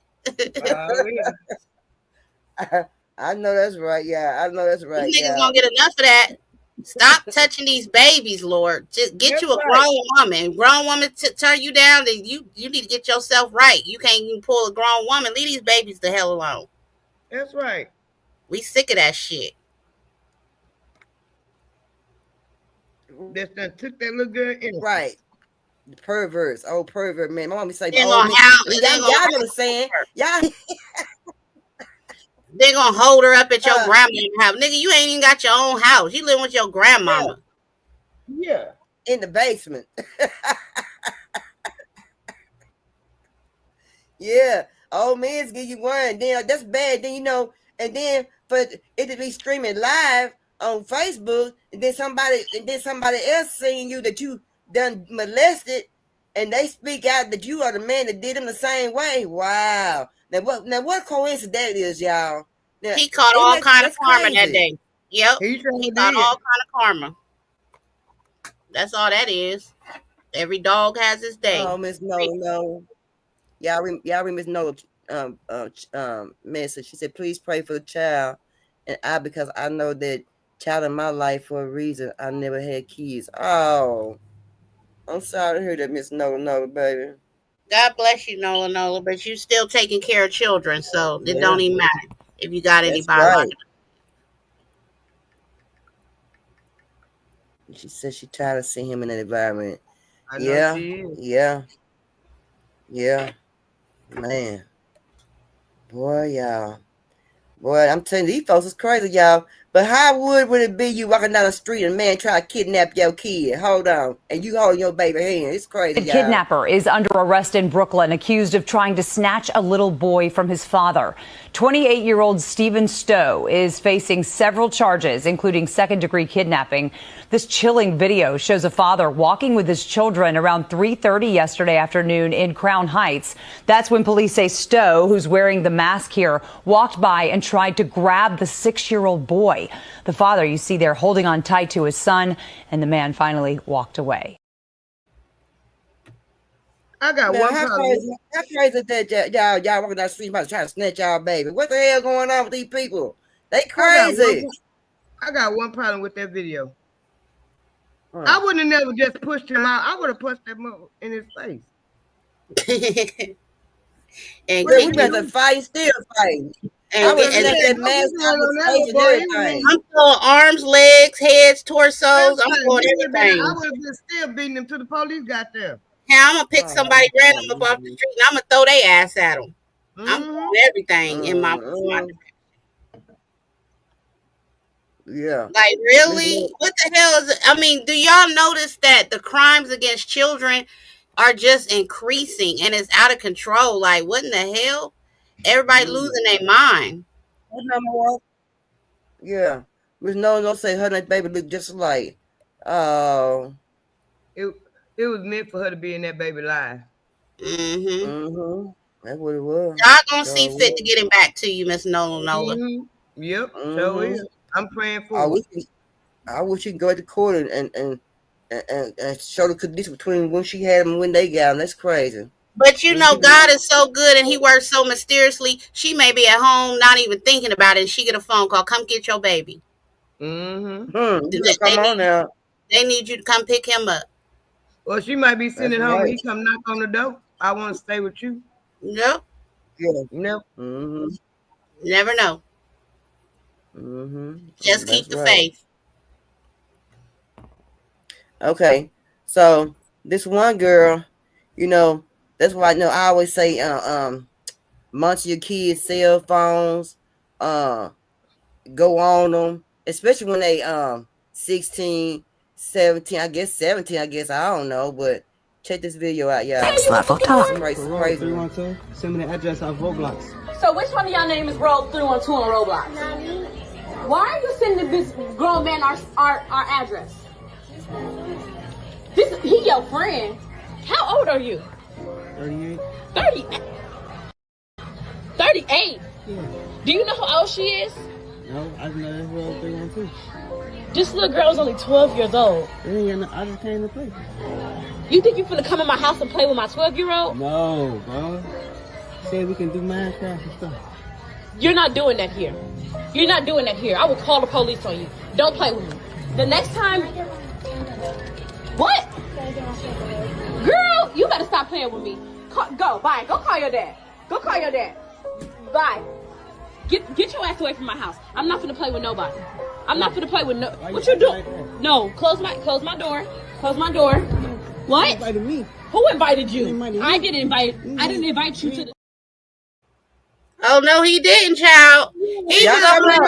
I want some answer. I'm gonna sit back, y'all. I'm gonna y'all talk about this right here. Let's talk about it. Oh, perp, I promise to God. He wouldn't open my motherfucking door. Talk about you invited me in here. No, the hell you didn't. I don't give a damn. Invite your ass. Stand right there. Let me go back here and get this. Child, that's why I keep my burner. I'm not playing that type of games with nobody. I don't give a damn what a kid did. I'm gonna shoot your ass. You holding her door, child. You don't even put your hands on my door. He was really out of pocket holding her door like that. But then the daughter said she wanted to give him a hug. Can I give my girl a hug? Man, I would turn around and punch her in her face. I'm sorry. You should have got beat all up through that house, and then I would have went out and whooped his ass. All right. What in the hell is going on? See what I'm saying? This is weird stuff going on, y'all. Yeah. These and other adults, like, this stuff is sick. This is some really sick shit. And it's just like friends say all the time, you got to watch these kids. They're like, last week, I heard this argument with my granddaughter and her mama. My granddaughter, 7 years old, you want a phone because your other little 7-year-old friend got one. You don't need no phone. And not on my watch. What if he'd have knocked her upside her head, knocked her down, and went and grabbed her baby? Like, come on, you got to open the door with it nowadays. I'm for real. Open the door with it on your hip, baby. Don't even wait. Some unfamiliar person standing at your door, you supposed to have it on you automatically. That's some crazy shit. That's some crazy work right there, boy. Couldn't have been me. She met him on a website. A website. I would have definitely made the 10 o'clock news that motherfucking day. And I would have took that phone and she wouldn't have gotten another one until she could buy her own. Y'all, that's But crazy. I mean, when she said, "Can she get her friend a hug?" What you say? Get out of here with that one. Girl, she said, go call your daddy. Yeah, she said, go call your daddy. His ass should have been there beating on her ass for that. Yeah, and go tell her you invited me over here. What? And he was 38 years old. Oh, not to be her daddy 2 times. Losing their life, man. Oh, not to be her daddy 2 times. Sure was 38. Yeah. Nigga, you would have got beat down in that driveway. Yes. You'd have been have to call the law. And then try to make his way up in the house like he could come up in her house. You don't get your ass back. Yes. Girl, that's why I said, look how he holding her door. I was screaming at the screen. I was like, look how he holding her door. He hold her door like, bitch, I'm coming in whether you say I can or not. Honey, it would have been World War III in that damn driveway. Y'all. Honey, that's exactly how your life will get ended. Fooling around with me. The hell? Yes, yes. No, what's that lady slow, or it was a play to go viral. I don't know.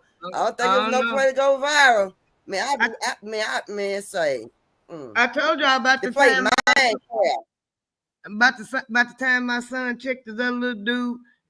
I think my son, both of them was 19, and my daughter and this other little girl was walking around the block, and the dude stayed right in front of me in the apartment, and he stopped and tried to pick him up and put him in the car, and they came back and told it, and my son went right out that door and checked him, told him, if I ever hear tell about you trying to if you even look at my sister again, it's gonna be me and you. He said, I heard we the same age too, so I know what you at, because I'm at the same thing. But I ain't at no little bitty girl, and let me find out that you trying to talk to my sister, do anything to my sister. It's gonna be me and you. He said, I ain't gonna wait for you to come outside. I'm gonna come up there and knock on that door. Now my wife said, let's find her for an interview, ladies. Yeah, because I just want to know how you felt when that nigga was just holding you on the door. I'm over here ready to jump through the screen and pick him up. She just like, oh no, you ain't coming up here, honey. And when there been no more words to talk about, nothing else. Yeah. Well, you know me, I gotta play devil's advocate. Hold my damn door. What the hell? Why the hell she wasn't checking what the daughter was doing on the phone? Well, you right, but she might, when she closed that front door, she might. But see, this is the problem with giving these little ones phones. These little ones don't have the maturity to deal with phones yet.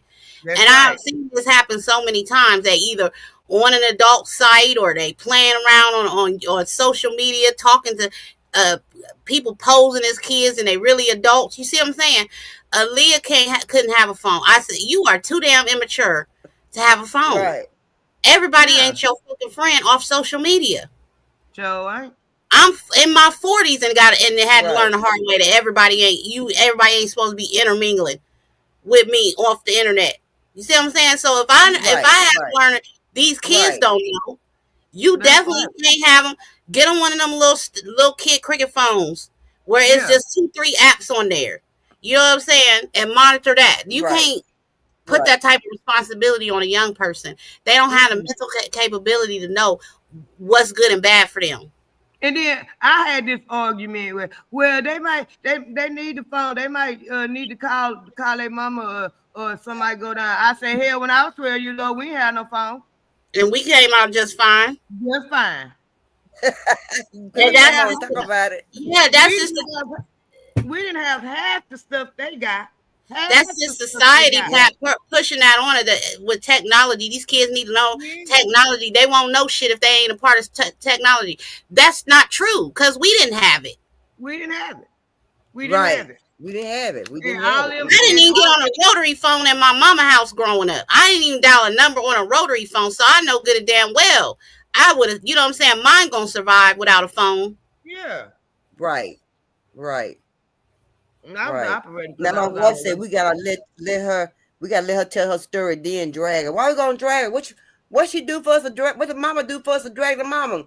I feel like Nana, my wife feel like she should have been whooping on him and calling the laws when he came to her motherfucking door. He holding her door like he got the right to hold her door. I said, you don't get your ass away from here. You already out of pocket coming to my door asking for my 12-year-old child. You know what I'm saying? And then somebody, well, you invited me over here. Like, yeah, and if she invited you, that don't mean you getting let the hell in, nigga. And I'm uninvited in there. Get away my door. But You did see he that? know she was 12 years? But did he know she was 12 years old though? Did he know? He probably did. He probably thought it was a grown woman, but still, nigga, the mama telling you, coming to the door, telling you that that's a 12-year-old. You ain't supposed to hold her damn door. Get the fuck on. You need to be running. All you needed to hear was that's a 12-year-old. You ain't welcome here, and you still holding her door. You need your ass. You need your tail beat for that. Yes. Now my wife said her phone, her son phone connected to her phone. She can see every app he on, and Perry can see all his screens now. Dang. Yes, and they do have the capability to monitor what they children doing. They just choosing not to. It's either laziness or you just put too much trust in your kids, which you shouldn't do. And we got to. I think I mentioned this before. You got to watch what they doing because the little stuff that YouTube got coming down on the kids thing for my 2-year-old grandson. A 2-year-old ain't got no business looking at no pregnant woman. And my daughter went over there and put the parental blocks on it, and it's still coming down when he go on that tablet looking at YouTube, the little cartoon. The pregnant women still coming down through there. So you gotta wonder what the hell is really going on. I don't know how. The woman told him to leave. The woman told him to leave, but then she should have called the police at the same time. I don't know how is because little Squeak, she only 2. She turning 3 in March. I don't know how she know how to go to the kids thing on YouTube, but she don't have that app. It ain't downloaded on her tablet like it looked like ours. You know what I'm saying? It's only kids stuff popping on there. That's what I'm saying. She took the regular YouTube off and got the kids YouTube only on there. And my little grandson, what day was that little girl born? Because he'll be 3 in March too. And on the kids' YouTube, it's in cartoon form and it's in real life form. But it'd be a whole bunch of videos about pregnant women. That's a problem. That's a problem. Anytime I happen to look over there and see, I take it and I put it on cars. I would be calling YouTube directly. Something ain't right. Just y'all know the IP address and listen to this channel. Y'all shouldn't be sending that other crap over here. This is a minor. Right. That's right. Now my wife said if he went to her house, then I'm sorry, Pap. Now my wife said if he went to her house, then how many other kids he did something with? She could have saved the next kid from getting untouched. Yeah, now you're right. To play Minecraft, whatever that is. Yeah, he would have definitely left my crib in a jail suit with some handcuffs on, because you was out of line. Then you holding my door like you gonna force your way up in my shit. We'd have definitely had a problem, and the police definitely would have been contacted. You would have left my house without. But what if he would have hit her in her face, like you said? Yeah, I said, what if he would have hit her in her face and then kidnap the little girl? And exactly why I be saying these single mothers, these single women need to be armed. They need to be making you exercise your damn right to carry and conceal and conceal and carry. What the hell are we talking about? These people out here are targeting the people like this because they expect a man to not be around. You see what I'm saying? Right. And then I'm gonna exercise my damn right there. And then if you don't feel comfortable carrying a gun, like my grandma told me, you can make a weapon out of anything. Because she told us a pistol is one of the worst weapons in the world. Keep that pistol up. Yes. And ain't nobody gonna think of you. Because there is always something called a bitch beater. You understand what that is? That's a steel baseball bat. That's all that is, baby. And I'm gonna come to mine. Yeah. The hell? I got what they call a nigger beater, and I got it right on side of my bed. Miss Noah said the grandmothers are in nightclubs with their children. Yes, they are in the nightclub with their kids. They sure are. They partying with their kids. That's another thing. You can't be your kids' friends either. Because kids will get away with the most. You hear me? If they think you kikiing with them and laughing with them and you we friends, and no, baby, ain't no friends. You ain't never on my level at that age. Like me and my other friend, y'all keep on raising them grandkids if you want to. Y'all keep on. That's the reason why they keep on having them babies. Well, I look at it like this. I get tired sometimes, but at least I know that getting raised half-ass right. Right. Amen. You know, ain't no old school people teaching no. And like people like our age, we ain't no like me and Papa age. We ain't no grandma will be sitting around babysitting your kids while you go out and have fun and kick it and be in hotels doing stuff, and you come back home and you sleeping and Cadillacing and stuff, and you this is constantly all the time. I ain't no babysitter. I'm sorry. I'm not her. Yes, Not and her. now I my ain't wife, her. some shit like that will bring the gangster out of me. It definitely will bring the gangster out of me. You don't want to bring no high out of me, baby, because you're going to find out the hard way. For I real, know that's over right. my seed. Oh yes, you gonna find out the hard way. And another damn thing, these kids don't know what it means and feel like to live in this world without their mamas and grandmamas. We've been on this earth without their Yeah. asses. So please Yeah. understand the difference. There's a very thin line, and you ain't gonna be no kikiing about nothing you doing wrong on no social media. And my motto is, you can fuck with me, but don't fuck with my mama and my babies. Man, for Amen. real. You fuck with me You all know day that's long right. if you want to, because I can handle my own. But don't fuck with my mama and don't fuck with my babies. We got Girl, that five. just set something up in me, him holding her door like that, child. I was ready to jump through the screen and get on Me his too. ass. When he wouldn't leave that, when he holding the door like he just gonna get up in there. I would have been. Wait a minute, hold up. Come on up in here. I got something for you. Come on Right. up here. But when Then he, you but go when he in said and she see him invited, public exercise your right properly. Get him up in there and beat the hell out of him. Make it but to when where he he said can't she even invited recognize me, but she said he said she invited me. So what? But when she invited you, and she knew she was wrong. And I know she must have knew that man was 38 years old. But like you said, they probably just texting each other. On like one of them Cap said, games. nigga, so what? I don't care if the Pope himself invited you. You uninvited. Don't That's hold my right. damn door. What the hell wrong with you? And I got my kids. I had my kids trained. I got my grandkids trained. When y'all see none of jump, y'all jump. Mm-hmm. So let me ask y'all a question then, because I don't know. So when kids be playing them games and they be talking or whatever on them games, how they do them, and get information from them on the games. So do they be knowing how old the other person is on the other end, or they don't be knowing how old the other person is on the They don't be other knowing. end? So Cause I perp, know. just like a troll can come on here and make any persona be under any avatar, any name. This is the Yeah, same thing with them yeah, games. Mm-hmm. and they don't be knowing They don't how know old they are. nothing.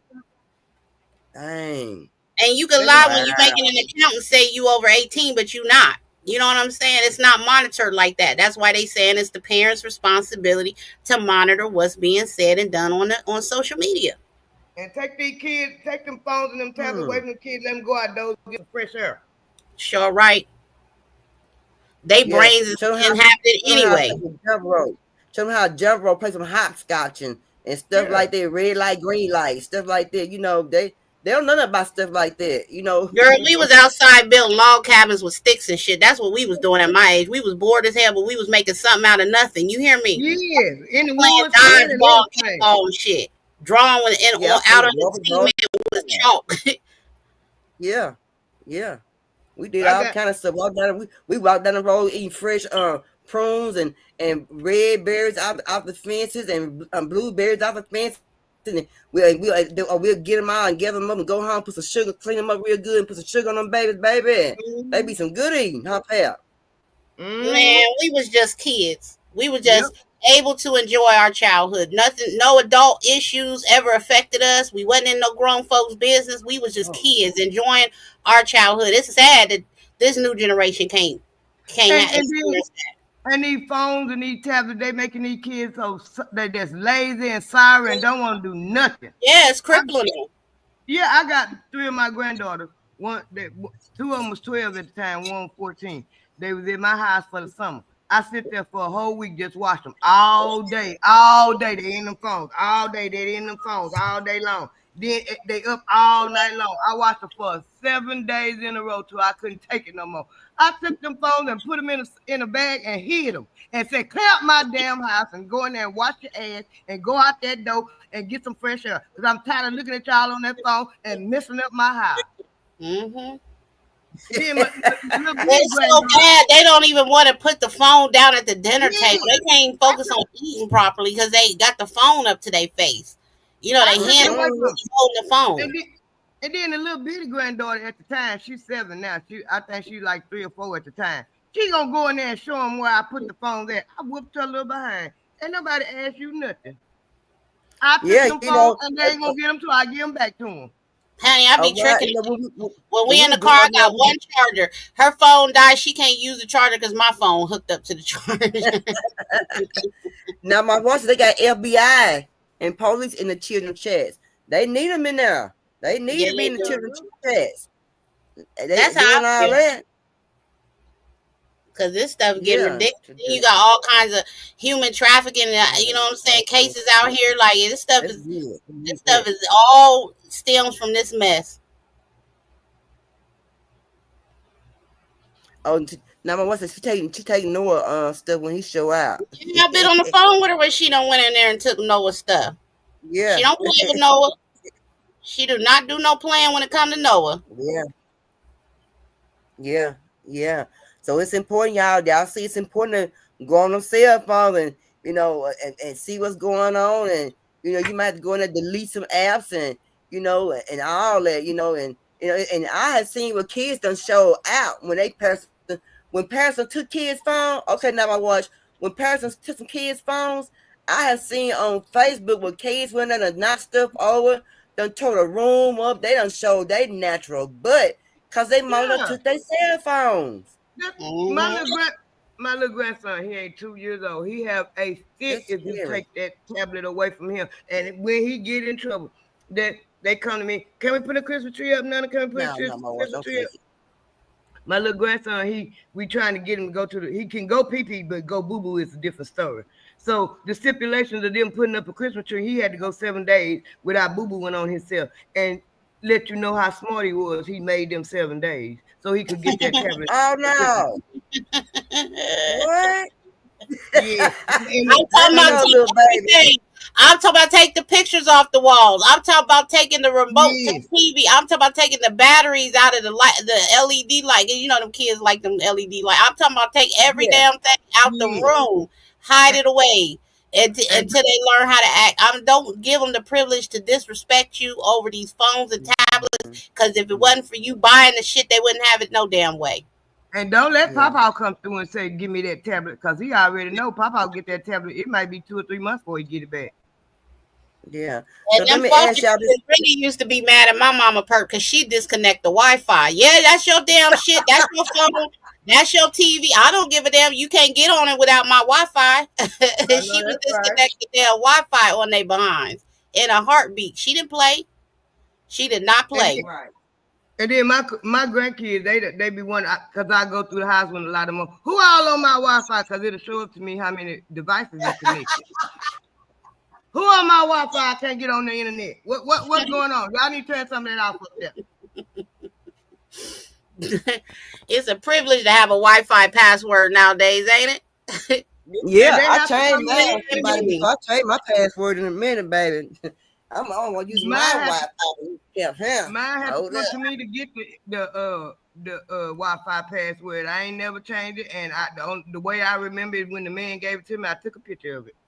Yeah, I'm so quick to be like, do you deserve to have this Wi-Fi password? So, can I have your Wi-Fi password? Do you deserve it? What you doing on that internet? So let me ask, what you doing? Let me ask y'all this right here. I seen this one video. This mother was talking to her son. He had a mask on. She recording. So how y'all feel about a young boy bracing up to his mama? You see what I'm saying? And trying to be a control as a man, brace up to her like he gonna jump on her, hit her. I mean, how y'all feel about something like that? You let one of mine do that. My oldest one tried. Oh, we went around too. You better not put your hands on me, nigga. I'll break you down. I don't think I call you here. You said he had a mask on. Yeah, I seen a little boy, he had a mask on, talking bad to his mama, trying to snatch a key, snatch a cell phone, talking bad to her. And I'm like, I would never do that. I'm gonna show you. I'm gonna beat you down like a little bandit too. You go ahead and try it. It's like, where's dad at? Is it daddy ever been in his life? Or I mean, it makes you wonder sometimes, we always like to question where the daddies is, and sometimes they just not around, and that's okay. You know what I'm saying? There's a lot of strong women Yeah. holding it down and ain't got a nigga in sight to help them raise their kids. But at the end of the day, just because you ain't got a daddy around, that don't mean you gonna show the hell out on me. That's Period. right. That's so That's right. right. That's so right. Cause when me and my son Yeah. got into it, Yeah. he was at the church clowning, and his daddy showed up at the church, and he was clowning him. By the time I got there, he calmed down a little bit because the daddy checked him. He decided he wanted to take it home and take it out on me, and me and him went at it. Me and him went at it. He broke my finger, but he wasn't trying to break my finger because what I did, I grabbed his coat and he snatched away from me, and it took my finger with him. Oh. I He ain't never knew had a not to problem put with his my son, hands cause on me. baby, Mine knew not to put his hands on me It because you put your hands on me. there's definitely a shift in the relationship when a mother gotta physically, or mother or father gotta physically get in tussle with their oldest kids. You know what I'm saying? It's definitely a yeah, shift in the relationship. But I think it teaches them with something else. I don't care how old your mama and daddy get, you will never whoop them like you got it made up in your head. You're gonna do it. You'll never be able to do it. I'm sure even Pat with her broken finger was gonna put him down like he was a damn crippled dog if he would have did anything harmful to her. Yeah, he knew not to put that. One thing I say, that's why he wasn't putting his hand. I was snatching on him, and he was trying to get away, but he was talking his noise and getting in my face talking his noise. And I grabbed his coat, and he was snatching away from me. And when he snatched away from me, my finger went with him instead of coming back with me.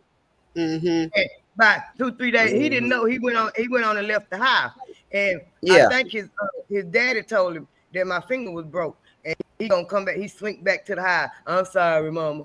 Cause he know not to put his hands on me. I'm telling you, man, it'll make Yeah. it. Sometimes it just have to happen. You just have to show that authority in a different way. I'm not promoting no type of violence, or I'm not trying to tell people to go out and beat the hell out of their kids or nothing like that. But I'm telling you, if they jump at you, if they buck at you, you better buck back, and you better bring that authority right back into place and make it. I know that's right, Queen. You heard me. And one reason why my son, he was just talking his shit and all that, cause I used to cluck them on their elbows and kneecaps with broom handles. They were born. What? They were born. They'll tell you right now, mama, quick to go get that broom handle. I clucked them. I didn't hit them upside the head. I didn't hit them I hit elbows and kneecaps. Because if I hit you one time, you finna back up off of me. Yeah. You broke up. And they boys. I had to keep my bluff in on them. I ain't mad. I never had a problem. When my mom had them teenage boys in her home fostering, she'd walk around with that mace on her baby and that stun gun. And I used to crack up with you going to the bathroom with that stun gun. You damn right, because one of them act like they gonna even think about it. I'm ready for them. You just got to take precaution. Yeah. And my mama had 4 boys, and I watched how she raised them boys. They knew when my mama when she went to talking real fast. Oh, they knew to move around. They your little people, but they still people, honey. They still come into their own. That's right. You know what I'm saying? They still go through them growing phases, and they still developing who they gonna be. And yes, you still gotta use precaution, because everybody don't want to stand down with being disciplined. You know what I'm saying? Whether that be light parenting or however they say it, gentle parenting. You know, you just got to use common sense with these teenagers.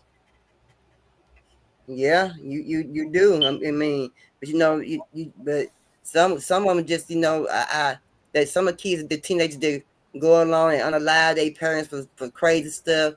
I think kids like that, I think they be some kind of mental illness, or like you said, it's social media, it's just something that's going on that I don't know, but I just know it's just really scary now in this world that we are in, because like you said, when we were growing up, we had cell phones, we had pay phones, a dime, and sometimes you get a good phone, you get your dime back, you talk a little bit, put your dime back in there again, use it again, make another phone call, you on the phone for about 2 or 3 hours.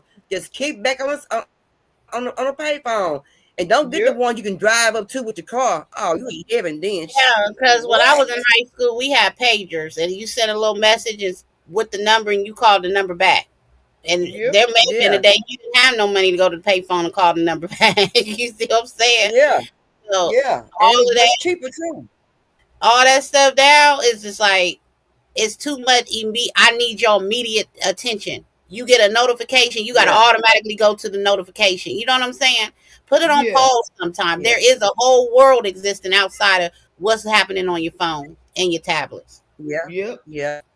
You And right. you got to, and like we always say on here, you got to talk to your kids, find out what's going on with them. That's the biggest thing right there. Just talk Yeah. to them.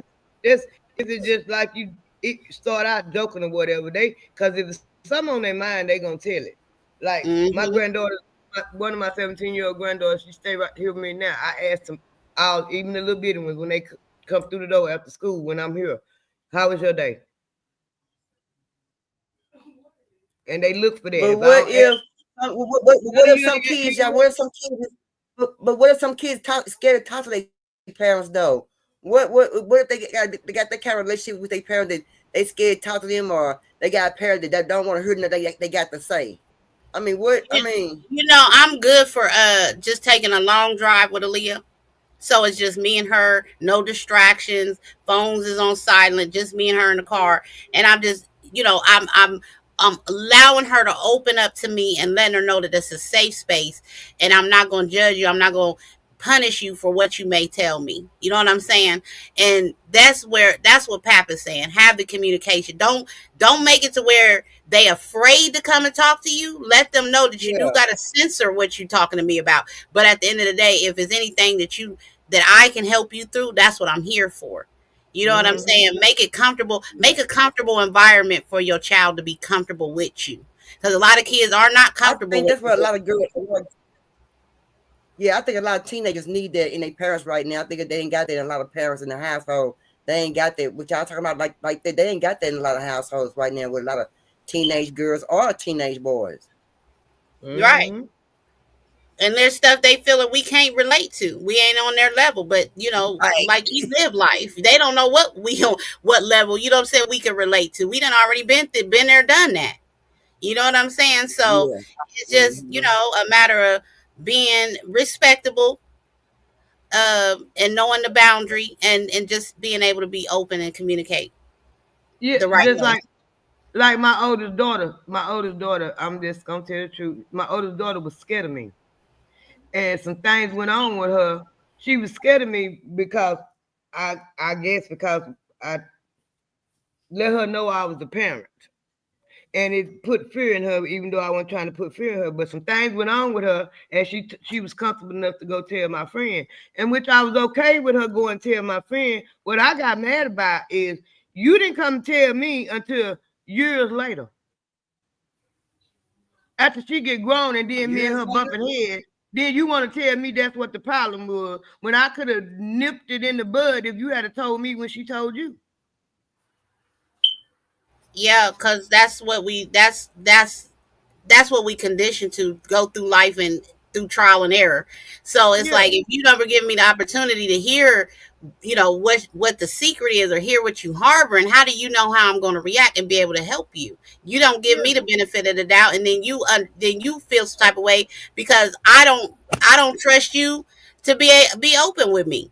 You see what I'm Yeah, saying? A parent know when their child just not open with them and they secretive. You know what I'm you saying? know, I was okay with the fact that she felt comfortable enough to go tell my friend. I was okay with her being, you comfortable, go talk to her. I don't got no problem with that. I was Mhm. mad at the friend for waiting years later to tell me that she told her that. Right. Because I could have handled it when she told her that. I might have would have the relationship between me and my daughter, because me and my older daughter, we always bumping heads. We always bumping heads. We done had 3 fights, literally fights. Because when she got grown, she felt like, you know, I'm grown now, I'm on your level, but you'll never be on my level because I'm your mama. Right. And she didn't understand that because after you went through what you went through, you didn't tell me, or nobody didn't tell me, and I don't know what's going on with you. I'm trying to figure out why you think you can come up to me talking to me like this. Because if you feel like you can come up to me talking to me like this and want to fight me like a bitch in the street, we gonna fight like bitches in the street. Man. Because I'm the mama. That's all I ever Right. heard. That's all I ever heard growing up. I will fight you like a bitch out of the street. You step out of bounds with me. But listen, I'm a stickler for when kids go through trauma. seek them some help, because social services offers that it's in a form of resources. Yeah. A lot of parents are not going to be able to know how to handle every situation. You know what I'm saying? We can't do them 24/7, but if we don't know that there is any trauma to address, how we supposed to come and handle it? How we supposed to come and correct it? That's what I'm saying. This happened to her as a little girl. I never knew nothing about it till she grown. See, that's not your fault. That's not your fault. She didn't open up and tell you. And I could have handled it if I had known when she was a little girl. Exactly. It wouldn't have been hard. I could have Right. easily handled it.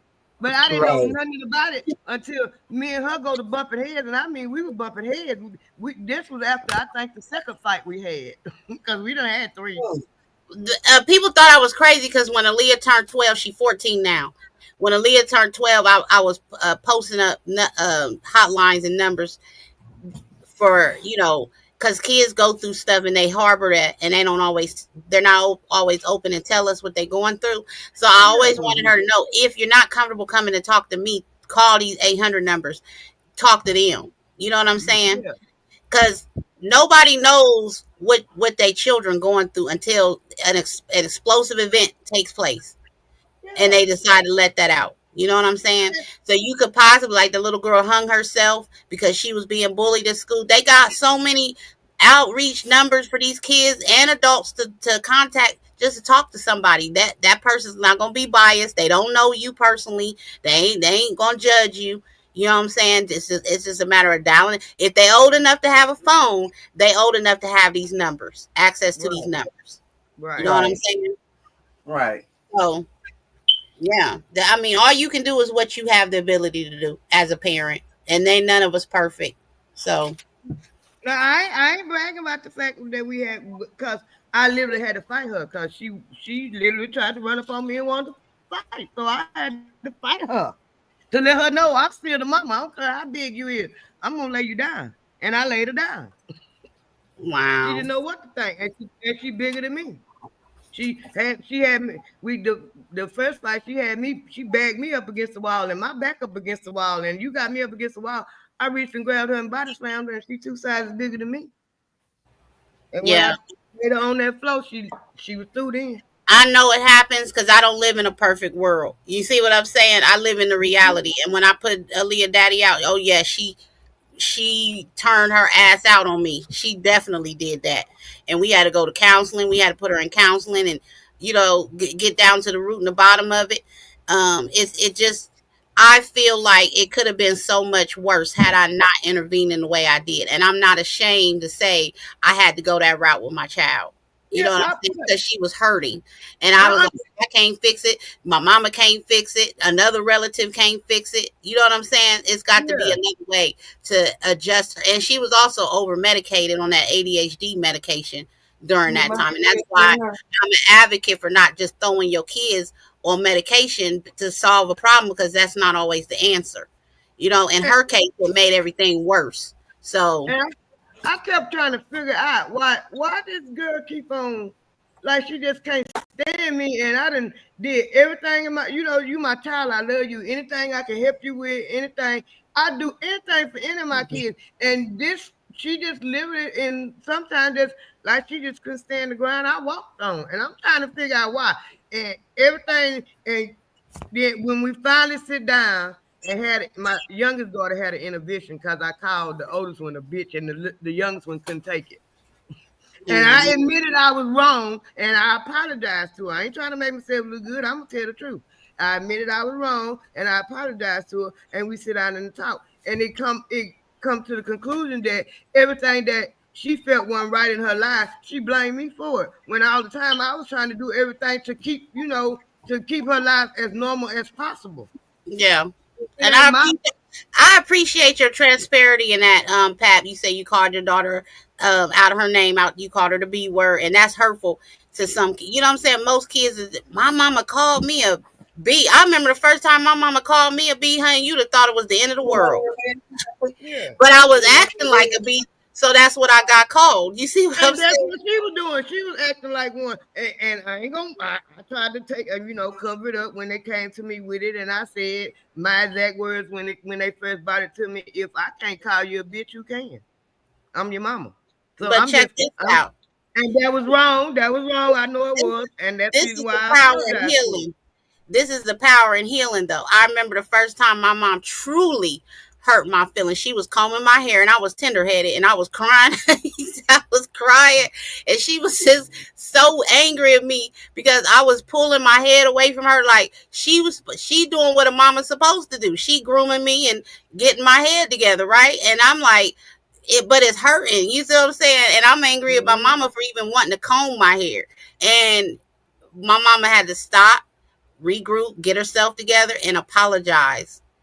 And that's when I realized, and I was a young girl, and that's when I realized that there's power in just taking accountability on how you make the next person feel. Whether that's your mama, your kinfolk, your sister, your brother. You know what I'm saying? Sometimes it just take us to be more above ourselves and say, hey, I apologize. I see that that's really hurting you, or that's affecting you in some kind of way. Let me go on and take accountability for hurting your feelings and make take the step to apologize. And so I had to learn those things with Aaliyah. Just because she's a kid, don't mean she don't have emotions. Don't mean she don't feel. You know what I'm saying? I apologize to her. I told her I'm woman enough to apologize and for calling you that, and I was wrong for doing it. I admitted it. But the problem was, a lot of the problem was with my daughter is she didn't understand that I was 15 years old and I was a kid myself when I had her. So I was learning just like she was learning. Yeah, y'all was growing up together, basically. And I had to make her, because this was like 3-4 years ago, and when we was talking about it, this was like 3 years ago when my granddaughter got pregnant, and I said, she was all talking noise about my granddaughter. I said, Tweety, you will never be able to understand what she's going through because you was 20 years old when she had a child. The reason why I'm jumping up and down, I was 15. It was things I wanted to do I couldn't do because I ended up with a baby at 15. And she looked at me so funny. I said, yeah, I had aspirations and dreams too, but I had to put them on hold because I had a baby. Mm-hmm. And I think that was actually the first time. And at the time, her daughter was 15. And I think that's when she actually just had to take a look and step back and look where mama was a kid when she had me. Right. Right. And sometimes we don't realize we doing it, but we tend to want to hold our kids responsible.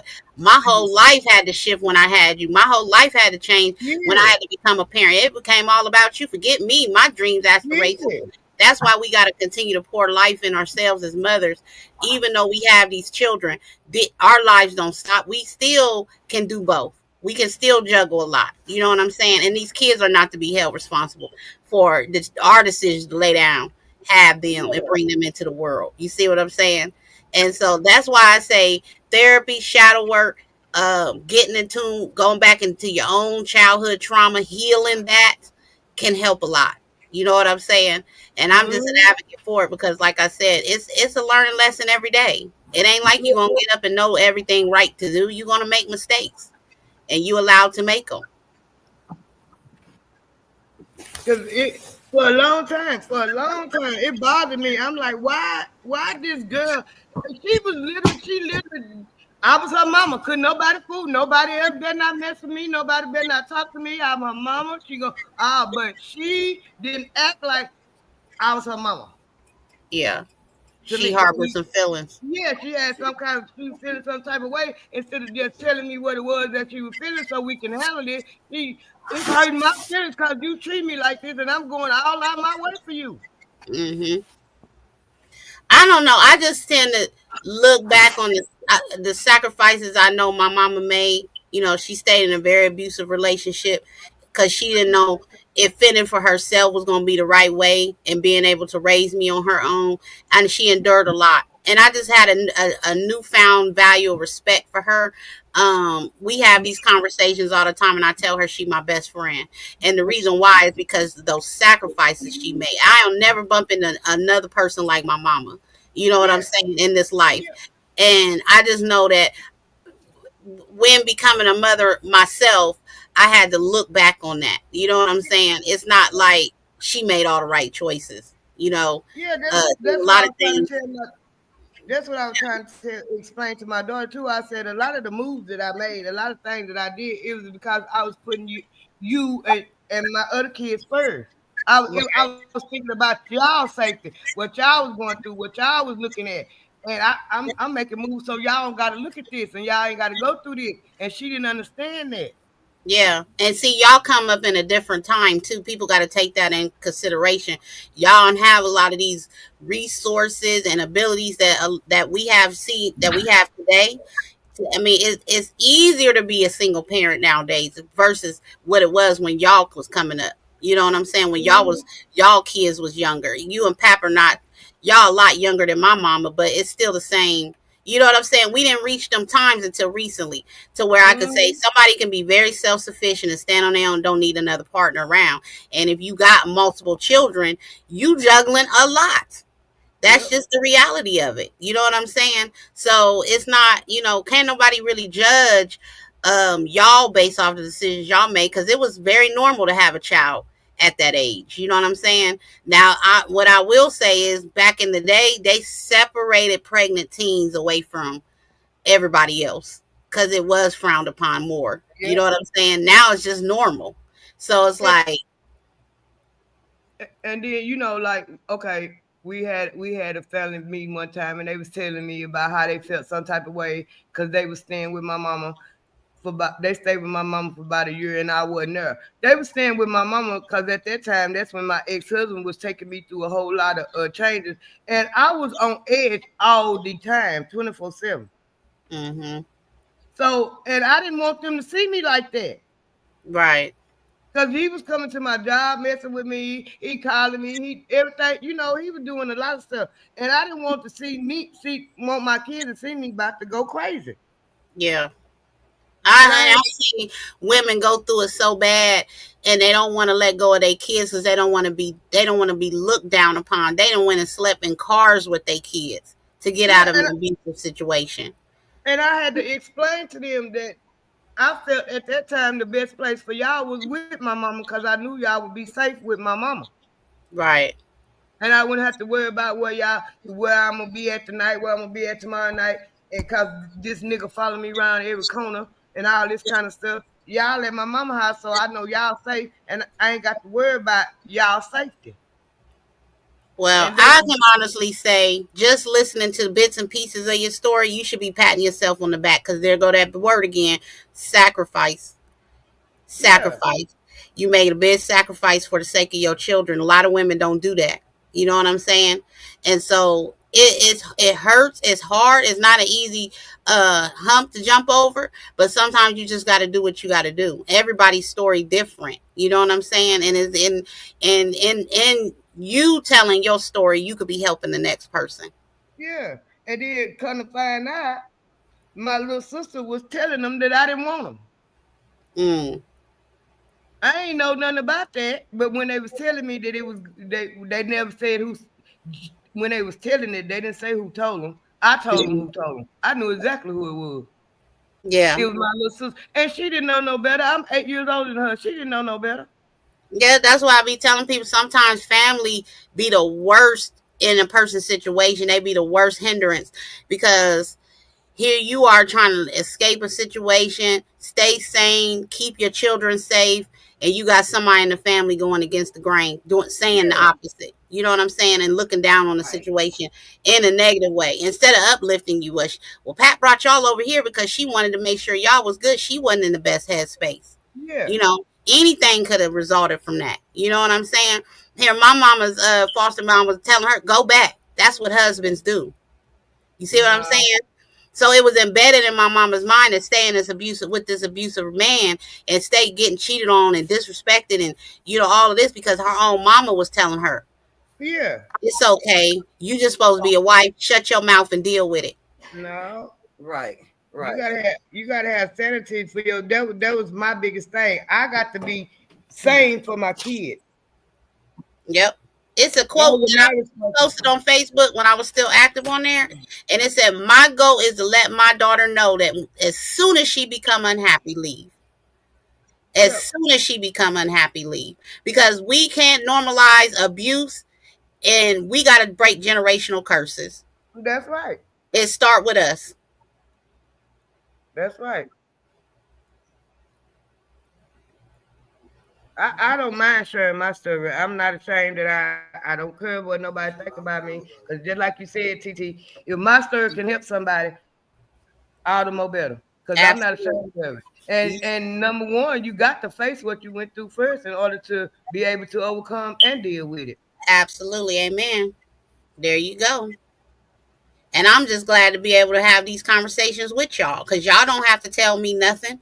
And you know what I'm saying? Y'all don't owe me nothing. Y'all don't owe this internet nothing. Y'all don't owe Next Soul nothing. You know what I'm saying? But it take a strong person to tell their story with confidence and with the ability to know, hey, maybe you'll learn from it. You know what I'm Yeah, saying? Me not showing, me not being ashamed of my story could help you in yours. So right. that's it. That's what it means at the end of the day.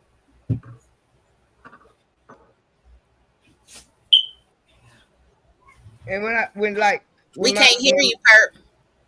I see your circle moving, but I can't hear you. Can you hear her, Pat? mm-mm. She probably having an audio issue. I can hear. I can hear. I can't hear Pap. Okay. You Can can't you hear hear Pat? Pap? Can you hear me now? Pap, you still Can you there? hear me now? I'm still over here. Probably so. Probably Yeah, so. we couldn't hear you. We couldn't I hear can't you, hear her. Perp. I could hear Pat loud and clear, but I couldn't hear you.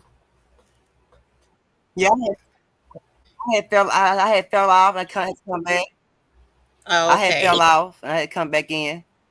Yeah, I seen you have That's fell what off. I happened. see this damn Can you stream hear me yard. now?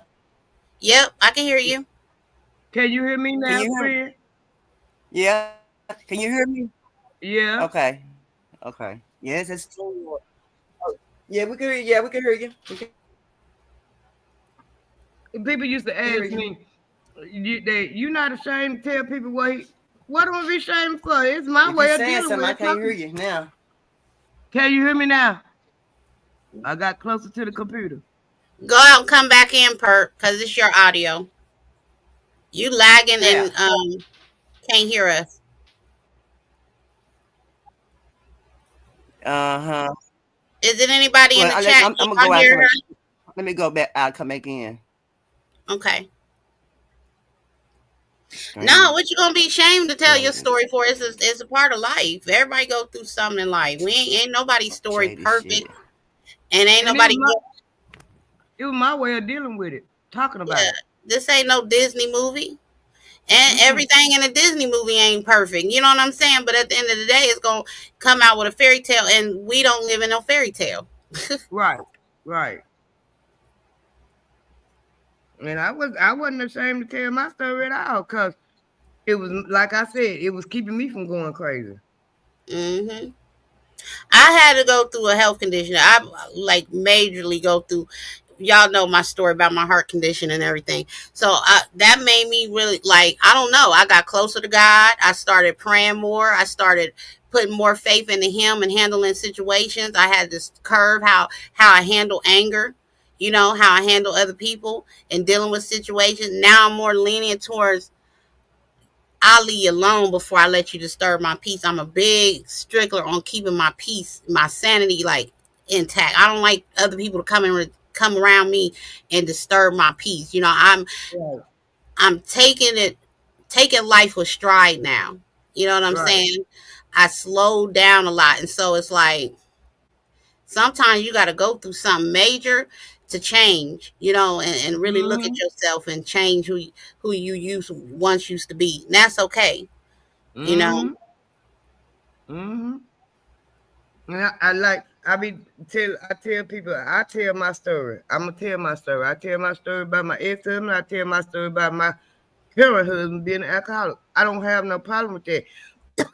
Because you never know what little thing I might say to help somebody else.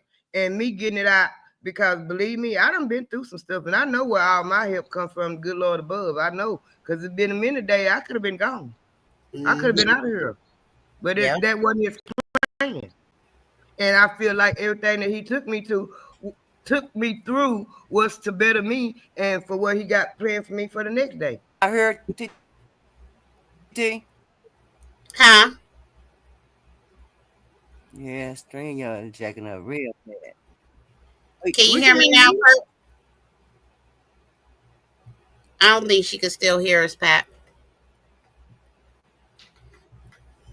Make noise. Make one. Okay, everybody here? Yep. Yeah, can you hear us? Okay, yeah, okay, yeah, I can hear you. Dang, what's going on with StreamYard? I don't know, but they shouldn't be tripping because they sure got their money. As the old folks say, that ain't nothing but the devil trying to stop what we doing over here. Something going on. I believe that, Pat. Something Because going on with StreamYard. every I time don't we know. get into these I deep don't know. conversations and be calling Anyway, these fools out for their I'm mess, gonna get out. with the audio.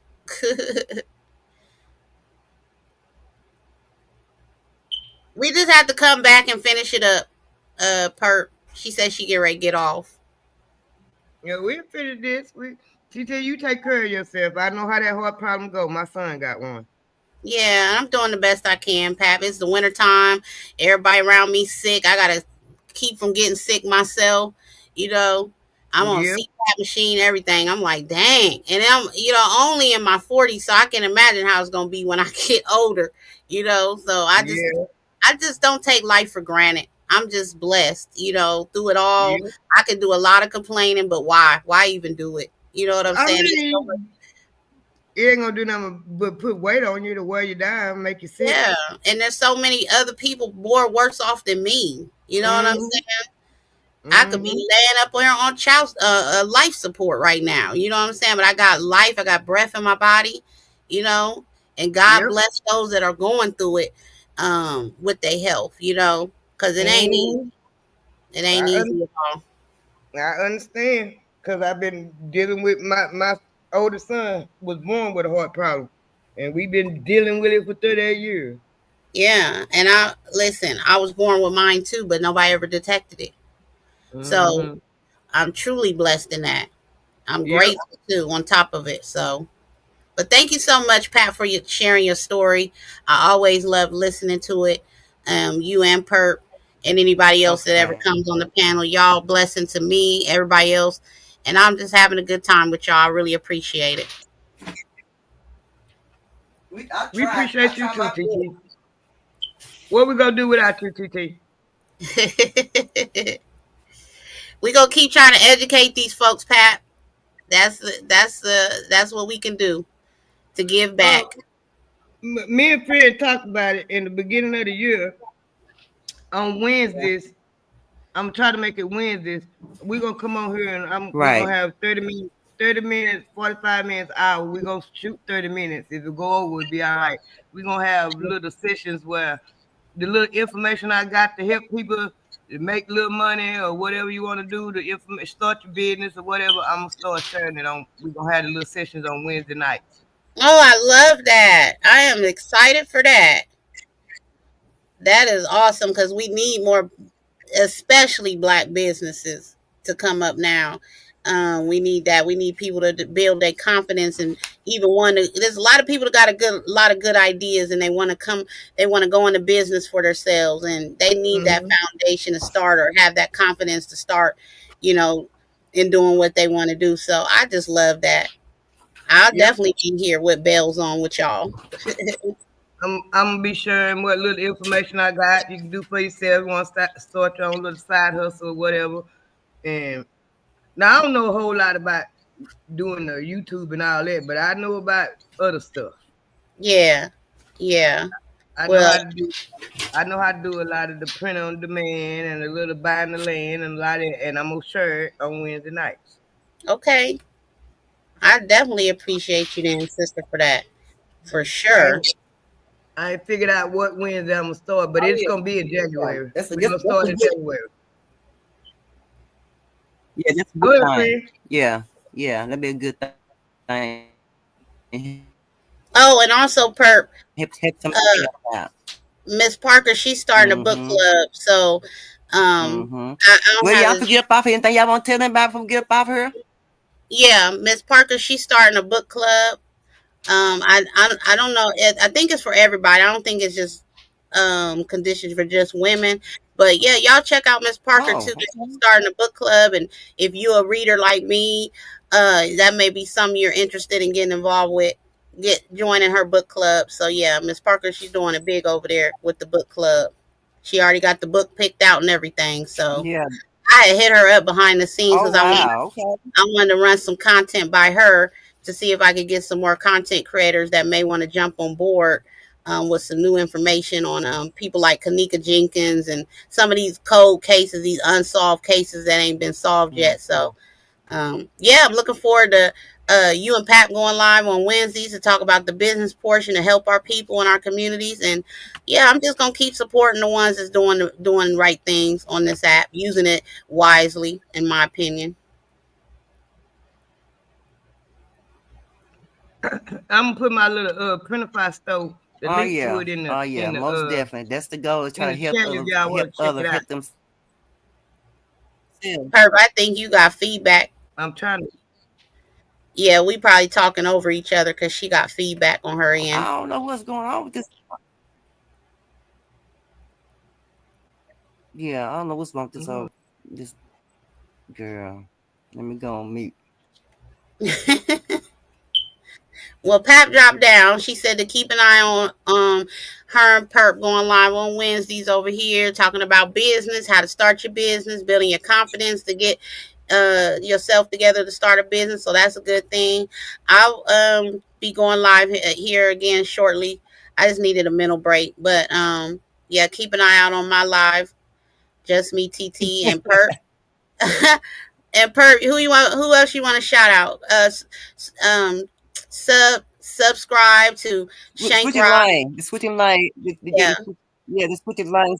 Shank Rock now. Yeah, Okay. y'all switch to them and brother Tommy still switching lane. Our podcast and Miss Parker and Miss Nama Watch and just me TT and Shane Shank Rock and y'all check in with still with the Switching Lane podcast and everybody in the sector and everything. We got some good things coming and and hopefully I know everything gonna be positive, positive work and everything. So I'm looking forward to the outcome for the new 2025 for the new year of 2025 and do some good things. Most Exactly. definitely. Yeah, thank you, But Perp. I anyway, enjoyed myself. yeah. But I will be back on Tuesday with the story of baby mama and baby daddy drama. Y'all check in, baby mamas, baby daddies who got the drama. Y'all hit the panel. Let's talk about it and see how we can come to some conclusion. We know that sometimes it be a little mental health and a lot of postpartum included with the baby mama drama. And sometimes some women's never even got anything any kind of help for the postpartum depression or anything like that. So we're gonna talk about that on Tuesday, y'all. But anyway, y'all know our motto: how the hell you gonna love somebody and you love yourself? And believe me, if you don't love yourself, just take your hand, wrap it around your body, and just love yourself. Cause baby, ain't nobody gonna treat you like you gonna treat yourself. And I do mean that. Anyway, on that note, peace.